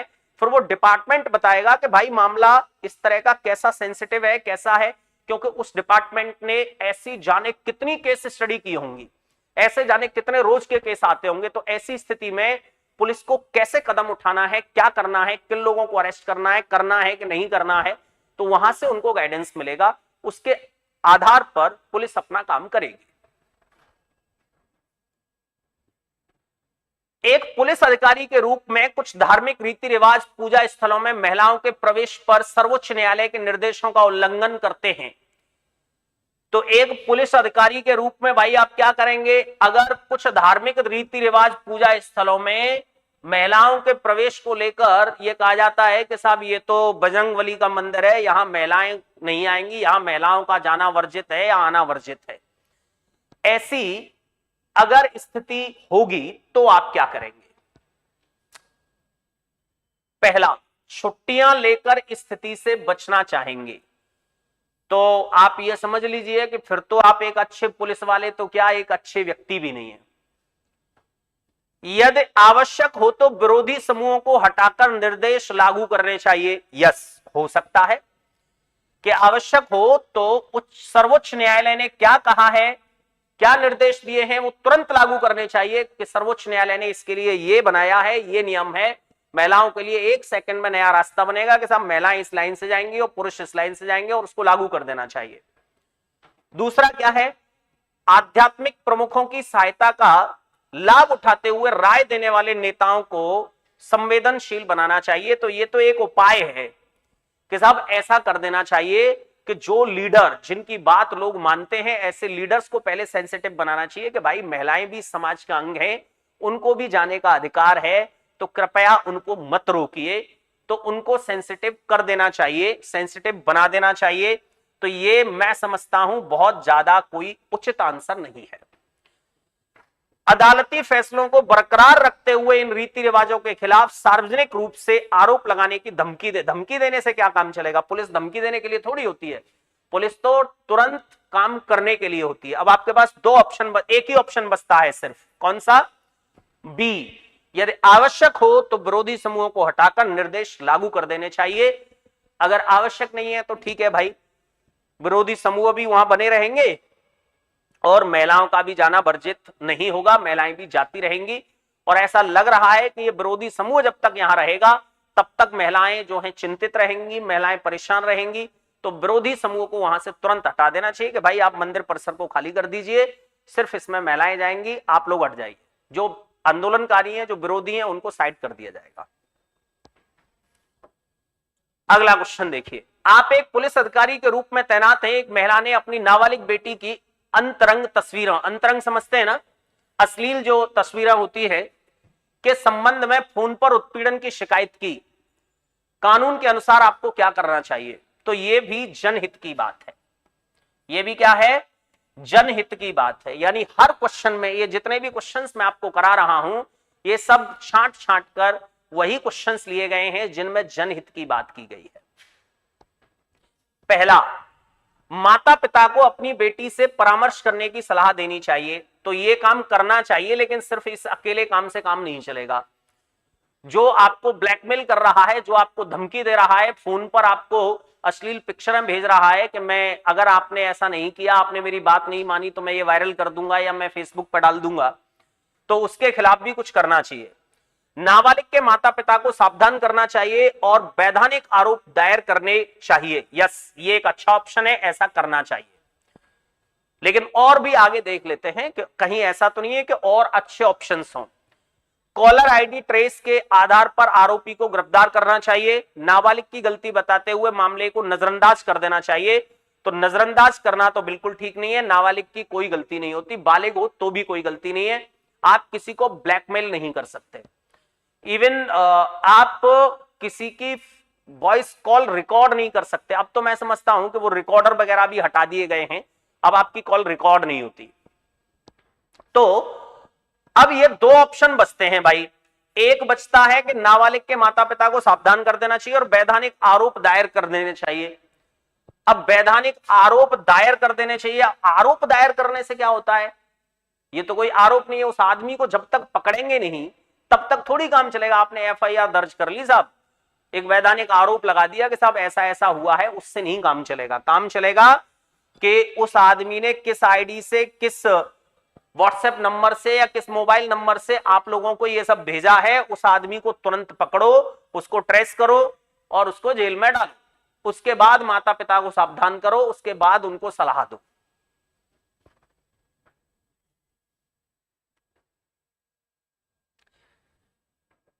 अच्छा, आप लोग सीसी करके जवाब दे रहे हैं।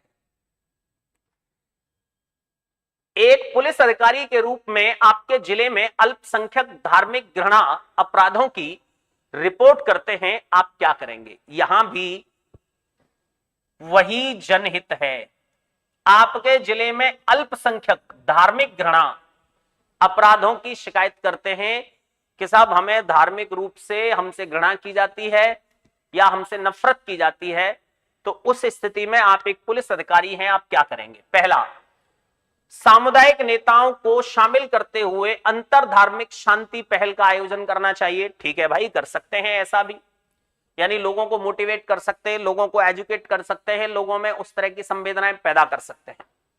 दूसरा, अभियान फास्ट ट्रैक करते हुए अनुकरणीय सजा की घोषणा करनी चाहिए। यस, ये अभियोजन फास्ट ट्रैक करते हुए, यानी ये इसकी सुनवाई जल्दी से करते हुए अनुकरणीय सजा, यानी इस तरह की सजाएं अब तक जिस तरह की होती रही हैं उस तरह की सजा उनको देने की घोषणा कर देनी चाहिए कि साहब ये सजा दी जाएगी।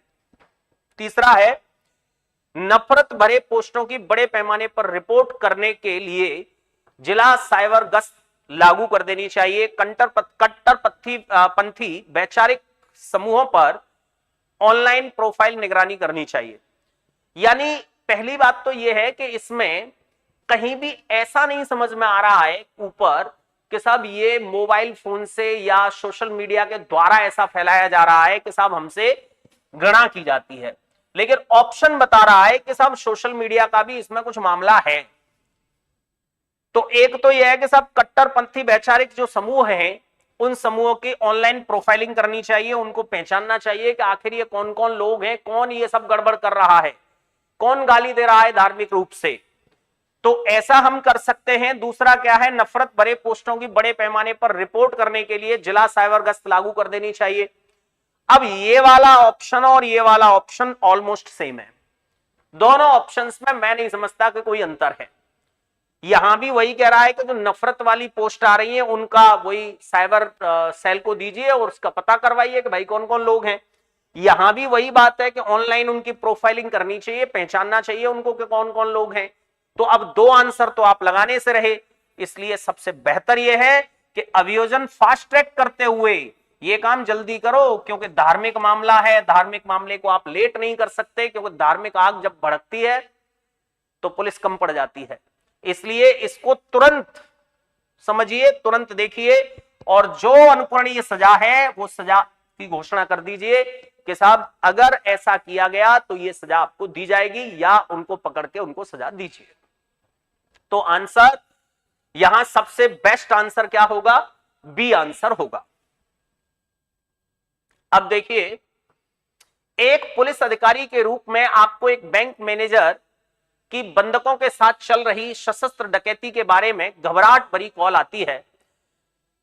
मानक संचालन प्रक्रियाओं के अनुसार इसमें से आपकी तत्काल प्रतिक्रिया क्या होनी चाहिए। ये क्वेश्चन जो है ये इस टॉपिक का नहीं है, ये आई थिंक गलत टाइप हो गया है, यहां जनहित की बात नहीं है।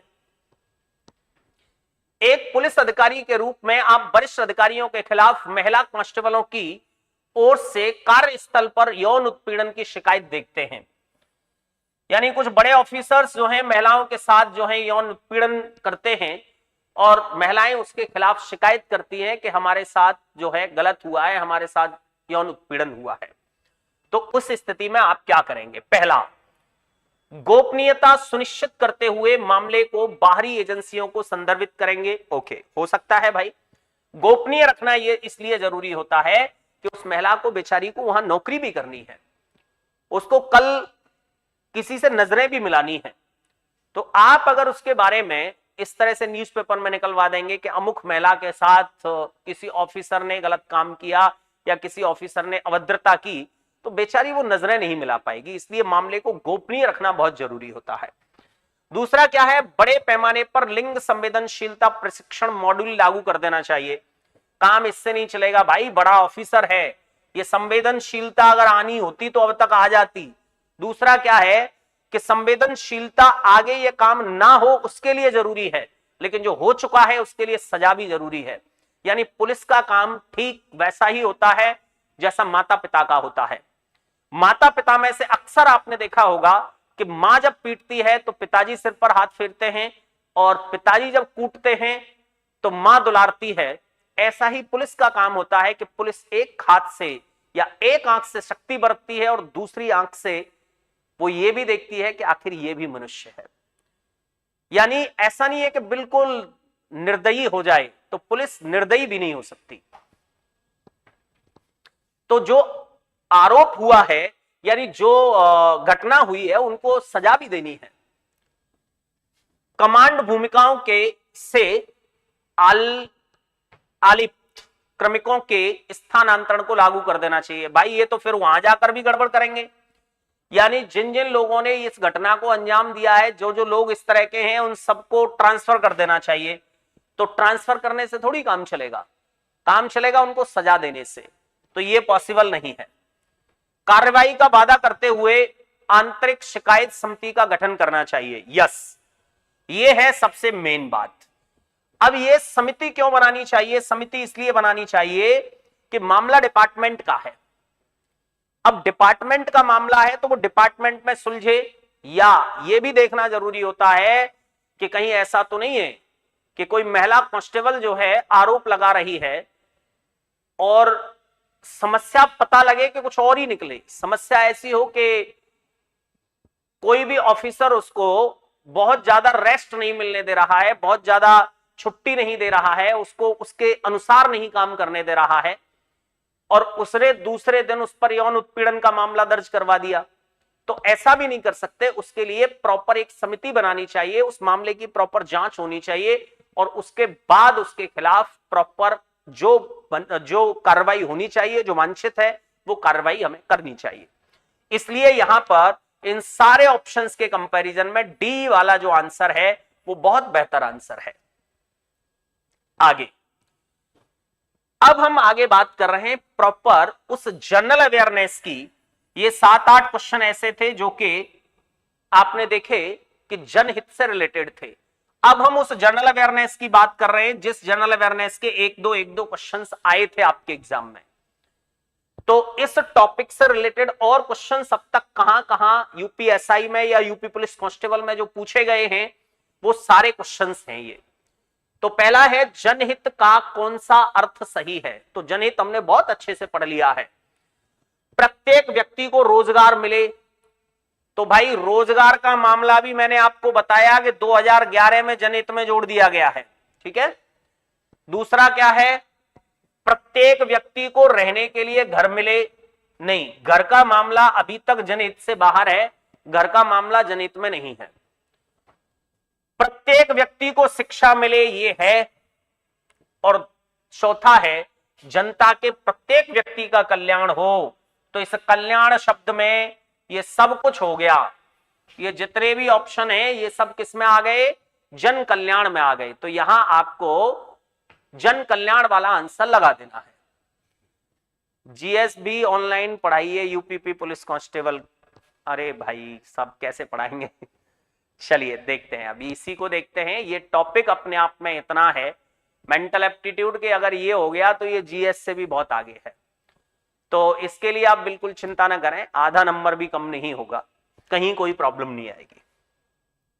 चलिए भाई देखिए, इनमें से कौन सा कथन सही नहीं है। तो कभी कभी जल्दी में हम लोग यहां लिखा है कौन सा सही नहीं है और इन्हें पढ़ते पढ़ते भूल जाते हैं कि नहीं है कि है, पूछा क्या था। तो पहला, जनहित व्यक्तिगत हित के प्रतिकूल होता है। ये तो भाई बिल्कुल ठीक बात है, क्योंकि यही बात हमने आधे घंटे पढ़ी थी कि जनहित का असली मामला ऐसा है कि जो सामान्य जन के हित में होता है लेकिन व्यक्तिगत किसी आदमी के प्रतिकूल होता है, उसका अहित माना जाता है। समाज में ऐसी धारणा है। जो एक व्यक्ति के हित में है वह समाज के अनुकूल नहीं होगा, यह बात भी बिल्कुल ठीक है। और एक व्यक्ति के हित में हो, भले ही समाज के भी हित में है, लेकिन एक व्यक्ति के हित में ज्यादा है तो समाज उसको हितकरी नहीं मानती। समाज कहती है कि भाई भले ही हमारा पट्टा मर जाए हमें कोई दिक्कत नहीं है, लेकिन इसकी भैंस मरनी चाहिए, क्योंकि एक आदमी को उसका फायदा मिल रहा है इतना सा और दूसरे आदमी को फायदा मिल रहा है इतना, तो बाकी समाज जो है उसको अपने हित में मानेगी ही नहीं। उसका मानना यह है कि साहब इसको ज्यादा फायदा क्यों मिल रहा है। तो वो बिल्कुल सामूहिक रूप से एक समानता के आधार पर बंटता है, तो हम उसको जनहित मानते हैं।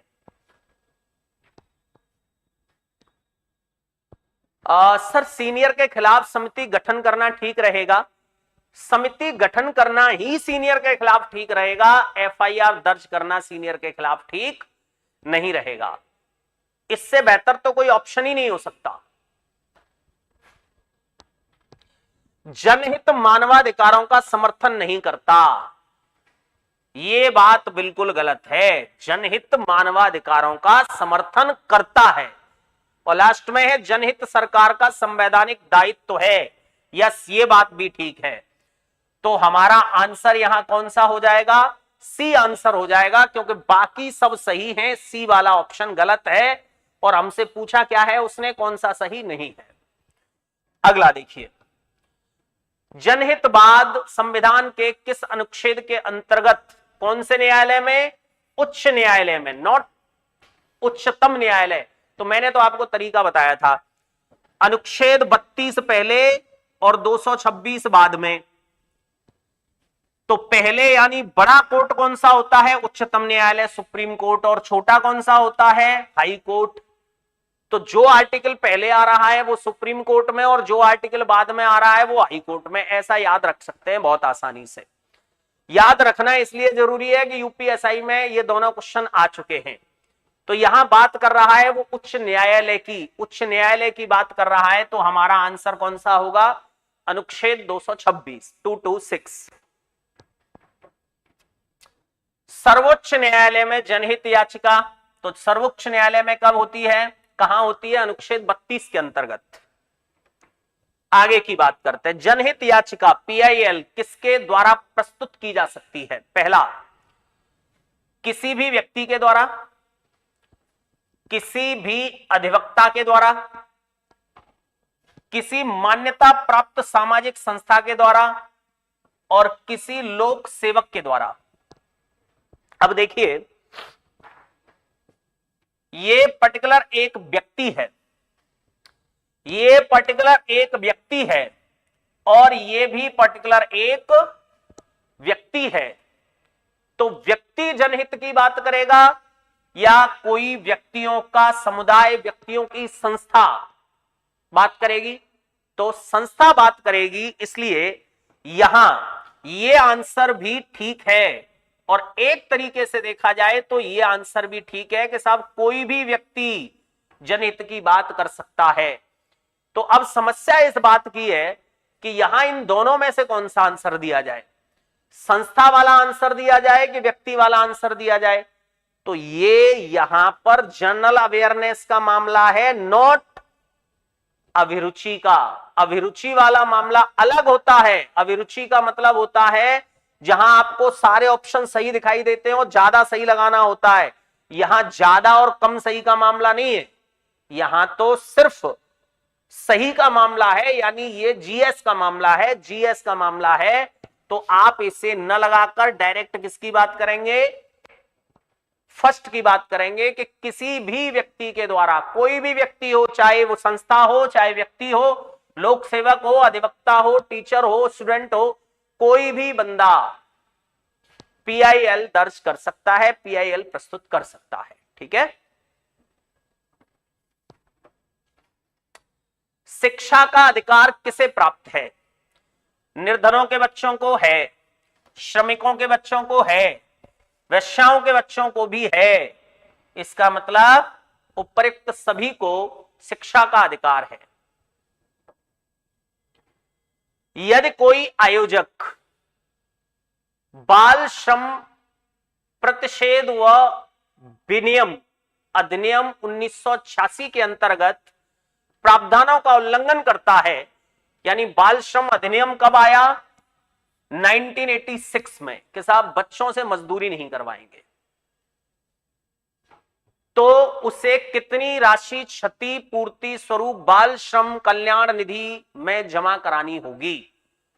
तो ये शायद आप लोगों ने पढ़ा होगा, 20,000 रुपए उसे बाल श्रमिक जो संस्था है उसमें जमा कराने पड़ेंगे, 20,000 रुपए। ठीक है, कल्याण निधि है, उसमें जमा कराने पड़ेंगे। एक जनहितवाद के बारे में कौन सा कथन सही नहीं है? यहां कह रहा है कौन सा स्टेटमेंट सही नहीं है। पहला, जनहितवाद जनता की समस्याओं के निराकरण हेतु प्रस्तुत किए जाते हैं। जनता की समस्याओं के निराकरण हेतु प्रस्तुत किए जाते हैं, तो ये एक तरीके से ठीक ही है, गलत तो नहीं कह सकते। जनता के हित में कोई भी सामाजिक संस्था अथवा जनप्रतिनिधि जनहितवाद प्रस्तुत कर सकता है, यह भी ठीक है, कोई प्रॉब्लम नहीं है।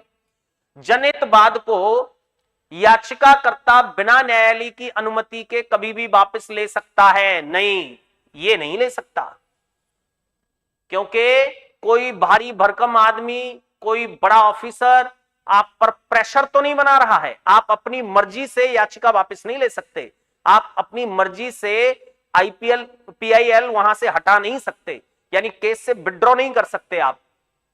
यानी न्यायालय उसको व्यक्तिगत तौर पर देखता है, तब भी जब उसमें प्रॉपर ये देख लेता है कि साहब न्याय हो गया है, तभी आप उससे अलग हो सकते हो, अदरवाइज अलग नहीं हो सकते।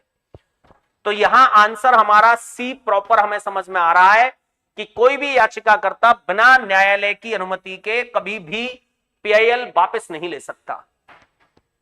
और लास्ट में है वायु प्रदूषण, जल प्रदूषण, ध्वनि प्रदूषण अथवा पर्यावरण प्रदूषण के गंभीर मामले में जनहित वाद प्रस्तुत किए जा सकते हैं, यस प्रस्तुत किए जा सकते हैं। यानी ये तीनों सही हैं और सी वाला ऑप्शन गलत है। कौन सा कथन समाज सुरक्षा व स्वस्थ वातावरण के हित में नहीं होगा? समाज सुरक्षा, स्वास्थ्य और वातावरण के, अच्छा, स्वास्थ्य और वातावरण के हित में नहीं होगा। पहला, शुद्ध पेयजल व शुद्ध वायु प्रकृति के अमूल्य वरदान है, तो ये तो हित में है। सूर्य का भरपूर प्रकाश व पर्याप्त वर्षा प्रकृति की उत्पादन क्षमता में वृद्धि करते हैं, ये भी हित में है। वनों की प्राकृतिक वृद्धि से रोग ठीक होते हैं। वृक्ष मानव जाति के मित्र व मानवीय सभ्यता व मानव के अस्तित्व के लिए आवश्यक हैं। यस, ये भी ठीक है भाई, अस्तित्व क्या, जीवन ही उसी से है, ऑक्सीजन नहीं मिलेगी। धातुओं को प्राप्त करने के लिए जंगलों व वृक्षों को काटने व खानों की खुदाई की अनुमति देना उपयुक्त है? नहीं भाई, ये उपयुक्त नहीं है। तो हमारा आंसर इसमें डी ही होगा और कोई आंसर नहीं हो सकता, क्योंकि वो कह रहा है कि कौन सा हित में नहीं है, तो डी वाला ऑप्शन हित में नहीं है। आगे की बात करते हैं। जनहितवादों द्वारा कौन से प्रशासनिक कार्य नियंत्रित नहीं किए जा सकते? ये देखो भाई, बहुत अच्छा क्वेश्चन है। हमने इतनी सारी चीजें देखी कि जनहित कहां कहां होता है, कौन सी चीजें जनहित के अंडर में आती हैं। ये पूछ रहा है कि कौन सा अधिनियम या कौन सा कानून, कौन सा काम ऐसा है जो जनहित के अंडर में नहीं आता। पहला, जन कल्याण कोष का गठन करना किसी जन अधिकारी द्वारा, तो ऐसी स्थिति में तो जनहित याचिका दर्ज की जा सकती है। संवैधानिक कर्तव्यों का उल्लंघन करना एवं अवहेलना करना, यहां भी जनहित याचिका दर्ज की जा सकती है। सरकार द्वारा पेट्रोल और डीजल के मूल्य की वृद्धि करना, नहीं भाई, ये जो है जनहितवादकरण में नहीं आता। पेट्रोल और डीजल की कीमत सरकार अपने तरीके से कभी भी बढ़ा ले, आप पेट्रोल और डीजल के खिलाफ जनहितवादकरण नहीं कर सकते, यानी पीआईएल नहीं लगा सकते। किसी नदी के क्षेत्र को क्षति पहुंचाकर किसी राजमार्ग का निर्माण करना, ऐसी स्थिति में तो आप पीआईएल दर्ज कर सकते हैं, लेकिन इस स्थिति में कभी भी आप पीआईएल दर्ज नहीं कर सकते, तो यहां सी आंसर होगा। अगला देखिए, निम्नलिखित में से कौन सा कार्य लोक असुविधा का कार्य नहीं है? लोक असुविधा, पहला, कार्य जो स्वास्थ्य पर प्रतिकूल प्रभाव डालता हो। भाई, लोक असुविधा का ही काम है ये। अगर कोई आदमी बीमार हो जाए तो लोक असुविधा की बात है। कार्य जो जनसाधारण की सुरक्षा के लिए खतरा हो, यह भी लोक असुविधा का काम है।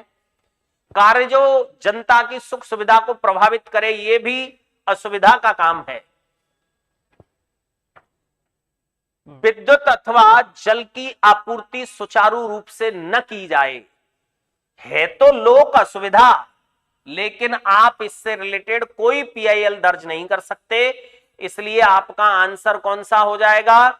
डी हो जाएगा। यानी अगर आपके घर तक नल का पानी नहीं पहुंच रहा है या लाइट नहीं पहुंच रही है, तो आप उसके लिए केस फाइल नहीं कर सकते, क्योंकि ये जो है अभी जनहित के अंडर में नहीं आता।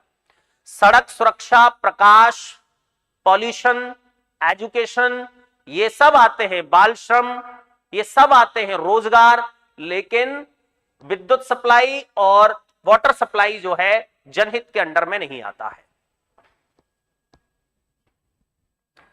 अगला देखिए, निम्नलिखित में से कौन सा कार्य लोक असुविधा का कार्य है? लोक असुविधा, नॉट सुविधा। तो लोक असुविधा की बात करते हैं तो आवासीय क्षेत्र में बारूद बनाने की फैक्ट्री चलाना, यस, लोक असुविधा का कार्य है ये। दूसरा, मृत पशुओं के अंगों व हड्डियों से चर्बी आदि बनाना, यह भी लोक असुविधा का कार्य है। बस्ती के समीप आतिशबाजी और पटाखों की फैक्ट्री खोलना, यह भी लोक असुविधा का कार्य है। तो लास्ट में हमें समझ में आ रहा, उपयुक्त सभी लोक असुविधा के कार्य है, तो हमारा आंसर कौन सा हो जाएगा? डी हो जाएगा। चलिए, ये आज हमने एक टॉपिक की बात की, एक टॉपिक की बात की, यानी सिर्फ हमने जनहित की बात की, जनहितवादकरण की बात की, और ये देखा गया कि कौन से क्वेश्चंस हमें इस बार इस टॉपिक से रिलेटेड मिले थे और उनका एक बेहतर आंसर क्या होगा।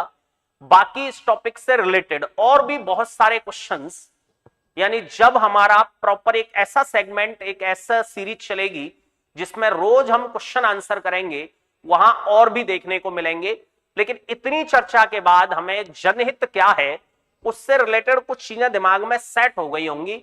बहुत ज्यादा सटीक पिक्चर सेट नहीं हुई होगी, तो कुछ ब्लर, कुछ टूटी फूटी पिक्चर बन जरूर गई होगी। तो इस तरह से हमें हर टॉपिक को पढ़ना है, प्लस कम से कम 10-15 दिन लगातार हमें बहुत सारे एग्जाम्पल्स देखने हैं, यानी ऐसे ढंग से सीख कर जाना है कि इससे बाहर कुछ नहीं आए। तो समझ लेना कि 13 में से 13 नंबर आपको, 13 में से 13 क्वेश्चन आपके सही हो जाएंगे। चलिए, तो आज हम बात करते हैं आप लोगों की क्या क्या समस्याएं हैं, क्या क्या आप लिखना चाहते हैं। दीपचंद दीपू लिख रहे हैं मजा आ गया। चलिए भाई, बहुत अच्छा, बड़प्पन है ये आपका। ठीक है, पीडीएफ आप लोगों को प्रोवाइड करवा देंगे, पीडीएफ आपको मिल जाएगी, इसी की पीडीएफ दिलवा देंगे, चिंता ना करें आप। सर बैच में डेली क्लास हो रही है क्या? यस, बैच में, यानी ऑफलाइन ऑनलाइन जितने भी बैच हैं उनमें क्लास हो रही है। सिया चौधरी, ओके सर जी, ओके, नाइस क्लास। चलिए, बहुत बहुत धन्यवाद भाई। सर एक क्वेश्चन गए, क्या कहना चाहते हैं? ओके, एक क्वेश्चन है। Okay, Ravi Kumar Gupta, Indian army, बोलिए भाई क्या क्वेश्चन है? Fantastic class. चलिए, वंशिका पांडे, बहुत बहुत धन्यवाद। हाँ, पीडीएफ आपको मिल जाएगी। आप मैं एप्लीकेशन में जो पीडीएफ सेक्शन है उसमें डलवा दूंगा, तो आप एप्लीकेशन इंस्टॉल कर लेना, रीजनिंग रनवे करके है, और उसमें मैं अभी इसका जो एनोटेशन है, जितना ये आपको करवाया है, ये मैं आपको एज इट इज उसमें डलवा देता हूं। ठीक है। हाँ, समग्र बैच का आज कोई क्लास नहीं हुआ। जितने बार यूट्यूब पर देखा, पता नहीं कुछ लिखना चाहते थे। सर मेरा एग्जाम में 11 सही था। बहुत अच्छा भाई, बहुत अच्छा। आप लोगों का बड़प्पन इसलिए कि आप लोग इतनी तारीफ करते हैं, आपको इतना अच्छा लगता है, तो ये एक बड़प्पन वाली बात है, इसमें आपके बड़े होने को दर्शाता है ये। जब हम किसी की तारीफ करते हैं, जब हम किसी को बड़ा बताते हैं, तो उस आदमी का बड़ा होना नहीं है उतना, जितना हमारा बड़प्पन दर्शाता है कि हम बड़े हैं। चलिए, बहुत बहुत धन्यवाद सुधीर चौहान, आपका बड़प्पन ही हम लोगों का है। ओके, यूट्यूब पर डेली क्लास चलेगी। हाँ हाँ बिल्कुल, डेली क्लास चलेगी, आप चिंता ना करें। मैंने आपको आज कमिटमेंट किया है, पूरा एप्टीट्यूड, पूरा डीआई, पूरा डिसीजन मेकिंग, और पूरा लॉजिकल रीजनिंग और नॉन वर्बल, जिन टॉपिक्स में आपको प्रॉब्लम है वो सारे टॉपिक्स मैं आपको यूट्यूब पर जरूर कराऊंगा, बिल्कुल निश्चिंत रहिए। ठीक है। हर बार आंसर गलत मिल रहा है, क्या लिखना चाहते हैं भाई? हाँ, डेली होगी क्लास।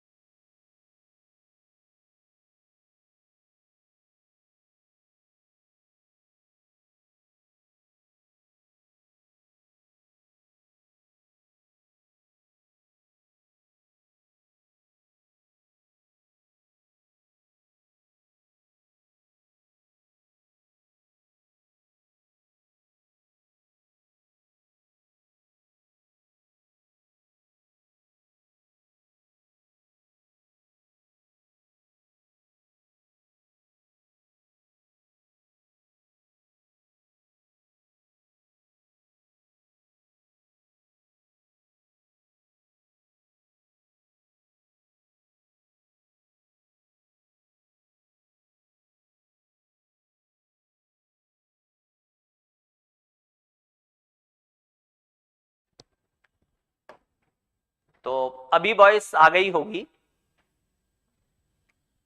वॉइस आ गई होगी आपके पास अभी प्रॉपर।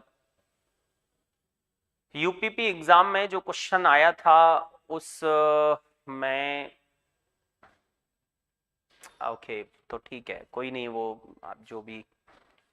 सर मैंने आपसे ऑफलाइन बैच में रीजनिंग पढ़ा है, अब तक मुझे कोई दिक्कत नहीं है। चलिए बहुत बहुत धन्यवाद। चलिए हिमांशी राजपाली, नमस्कार। हाँ, टाइम का मैं बता देता हूं आप लोगों को। टाइम कोशिश करेंगे कि YouTube पर आपका टाइम यही रखेंगे 4 बजे। कोशिश करेंगे कि टाइम जो है 4 बजे ही रहे, और बाकी अगर कोई बदलाव आएगा तो वो हम आप लोगों को सूचित करेंगे उसके लिए। रोजगार विद अंकित में गलत पढ़ाए हैं मेंटल एप्टीट्यूड। ठीक है भाई, देखो ये सब खींचतान मत करिए प्लीज, ये अच्छा नहीं लगता कि पर्टिकुलर किसी का नाम लेकर आप इस तरह से करें, तो वो बिल्कुल ठीक नहीं है, मेरी समझ से ठीक नहीं है। आज आप यहाँ उस चैनल का नाम ले रहे हैं, कल मेरी बात किसी और चैनल पर करेंगे। मैंने आपको बताया हर आदमी की सीमाएं हैं। दूसरा क्या है, मैं आपसे ये कभी नहीं कहता कि आप मेरी बात को सही मानिए। आप ये कोशिश करिए, आप ये कोशिश करिए ये समझने की कि ये 4 लोग जो हमें पढ़ा रहे हैं, कौन लॉजिकल है कौन इलॉजिकल है, किसका आंसर। ऐसा तो नहीं कि अब आप बहुत छोटे बच्चे हैं, अब आप सब समझते हैं कि कौन आदमी कितना ठीक पढ़ा रहा है। तो हो सकता है कि मैंने आपको ये 20 क्वेश्चन कराए, उन 20 में से 2 के साथ आप सहमत नहीं है। बिल्कुल मत, नहीं होना चाहिए, मैं कहता हूं बिल्कुल नहीं होना चाहिए। हो सकता है कि मेरी सोच वहां संकुचित हो, आप उससे भी बहुत ब्रॉड सोच पा रहे हो, तो आप वहां गलत और सही न कहकर आप बस यही कहिए कि भाई मैं इस मत से सहमत नहीं हूं, मेरा मत दूसरा है। और मैं तो टीचर हूं, लोग माँ बाप की बात से सहमत नहीं होते, तो ये जरूरी नहीं है कि हम हर मत से सहमत हों। सर ऐसे सवाल कौन सी किताब में मिलेंगे, मेरी रीजनिंग की किताब में नहीं है। भाई रीजनिंग की किताब में तो किसी में नहीं मिलेंगे, और किताबों की हालत भी बड़ी खराब है, यानी इस तरह के क्वेश्चंस मिल पाना बड़ा मुश्किल है। किसी टीचर का विरोध ना करें, जी जी बिल्कुल कोई विरोध ना करें, बस अपने स्तर पर ये जानने की कोशिश करें कि किसका आंसर कौन सा ज्यादा बेहतर लग रहा है, उस तरह से अपने आप को दिशा और अपने आप को धार देने की कोशिश करें। सर आपसे कंपटीशन करना है, बहुत अच्छी बात है, मुझसे कंपटीशन करिए, ये बहुत अच्छा है। मुझसे कंपटीशन करने का मतलब किसी दूसरे टीचर का कंपटीशन मत कराइए, आप कंपटीशन करिए, मुझे बहुत अच्छा लगेगा। और मेरा ऐसा मानना है कि वही बच्चे ग्रोथ करते हैं जिनका कंपटीशन टीचर के साथ होता है, कि ये आदमी कौन सी चक्की का आटा खाता है, इसका दिमाग आखिर ऐसे क्यों चलता है, ये कैसे सॉल्व कर लेता है, हम क्यों नहीं कर पाते, वो लोग बहुत आगे जाते हैं। जिनका कंपटीशन जो है पड़ोसी से होता है, वो बहुत कुछ नहीं कर पाते, क्योंकि पड़ोसी के 42 नंबर आ रहे हैं 50 में से, आपके 44 आ रहे हैं, बस खुश हैं आप, 50 की बात कभी करेंगे ही नहीं। ऐसे सवालों के लिए कोई किताब मेरी दृष्टि में अभी तक तो नहीं है, मेरी दृष्टि में ऐसे सवालों के लिए कोई किताब नहीं है। और मैंने आपको शायद बताया कि इस तरह के जो क्वेश्चंस इस बार यूपी पुलिस कांस्टेबल में आए हैं, मानसिक अभिरुचि के नाम पर इस तरह के क्वेश्चंस आज तक किसी एग्जाम में नहीं देखे गए। सिंगल एग्जाम्पल कोई अगर बता दे, सिंगल का मतलब 1-2 क्वेश्चन जो मैंने आपको बताया कि मूल विधि वाले थे, यानी जनरल अवेयरनेस वाले थे, वो मिल जाएंगे, लेकिन बाकी जो 10-11 क्वेश्चन प्रॉपर अभिरुचि के नाम पर पूछे गए हैं, ऐसे क्वेश्चंस आज तक किसी एग्जाम में कभी आज से पहले नहीं आए। मेंटल एप्टीट्यूड के लिए कोई बुक मैं नहीं भाई, अब मुझे ऐसा लग रहा है कि मेंटल एप्टीट्यूड के लिए बुक एक लिखनी चाहिए। चलिए मैं कोशिश करता हूं कुछ मेंटल एप्टीट्यूड के लिए। हाँ, ये प्लेलिस्ट बनवा दी जाएगी, आप इसके लिए बिल्कुल निश्चिंत रहें। हाँ भाई, मैं भी विलेज से हूं। ये कोई पूछ रहे हैं प्रखर के सर आप भी गांव से हैं क्या? यस, मैं गांव से हूं, और मेरी दृष्टि में हर आदमी गांव से है। कोई डायरेक्ट गांव से है, किसी के पिताजी गांव से हैं, किसी के दादाजी गांव से हैं। भारत जो है वो गांवों का देश है, मूलतः गांवों से ही हैं सब, और मुझे गांव का होने पर बड़ा गर्व भी है। ऐसा नहीं है कि मैं गांव से हूं तो मुझे तकलीफ है इस बात की, या मुझे शर्म आती है। मुझे तो बड़ा अच्छा लगता है कि मेरा गांव है, बहुत सारे लोगों का गांव नहीं होता, तो मैं उन लोगों से धनी हूं, उन लोगों से सामर्थ्यवान हूं जिनके पास गांव नहीं है, तो मुझे अच्छा लगता है। सर आप अपने विवेक से कोई किताब, हाँ हाँ, मैं ये कोशिश करता हूं, आप बिल्कुल चिंता ना करें, मैं ये एप्टीट्यूड के लिए कोशिश करता हूं, अगले 15 से 20 दिन में कुछ कोशिश करता हूं। टाइम तो लगेगा भाई, महीना भर भी लग सकता है इसमें, लेकिन बहुत बड़ी नहीं तो कम से कम एक छोटी बुक जिसमें आपको 100 200 500 एग्जाम्पल मिल जाए, ऐसी एक बुक आपके लिए बहुत जल्दी करते हैं व्यवस्था, क्योंकि ठीक से सटीक कुछ एग्जाम्पल आपको मिल पाए और एक अच्छा रिजल्ट उससे आ जाए तो ठीक होगा। हम भी गांव से हैं, चलिए अच्छा है, समान जाति के लोग जब मिलते हैं तो अच्छा लगता है। आप भी गांव से हैं, हम भी गांव से हैं, झांसी से हैं, ओके। हाँ हाँ, ऑफलाइन पढ़ने आ सकते हैं, हिमांशी ऑफलाइन पढ़ने आ सकती हैं कभी भी।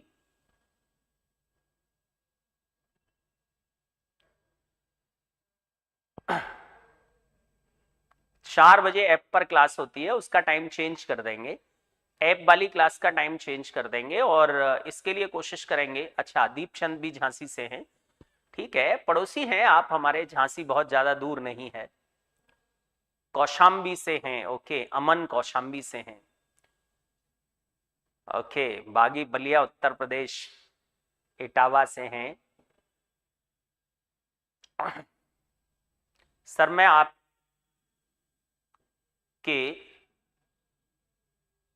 पढ़ाया हुआ पढ़ूंगा, ओके ओके, ठीक है, बिल्कुल चिंता ना करें।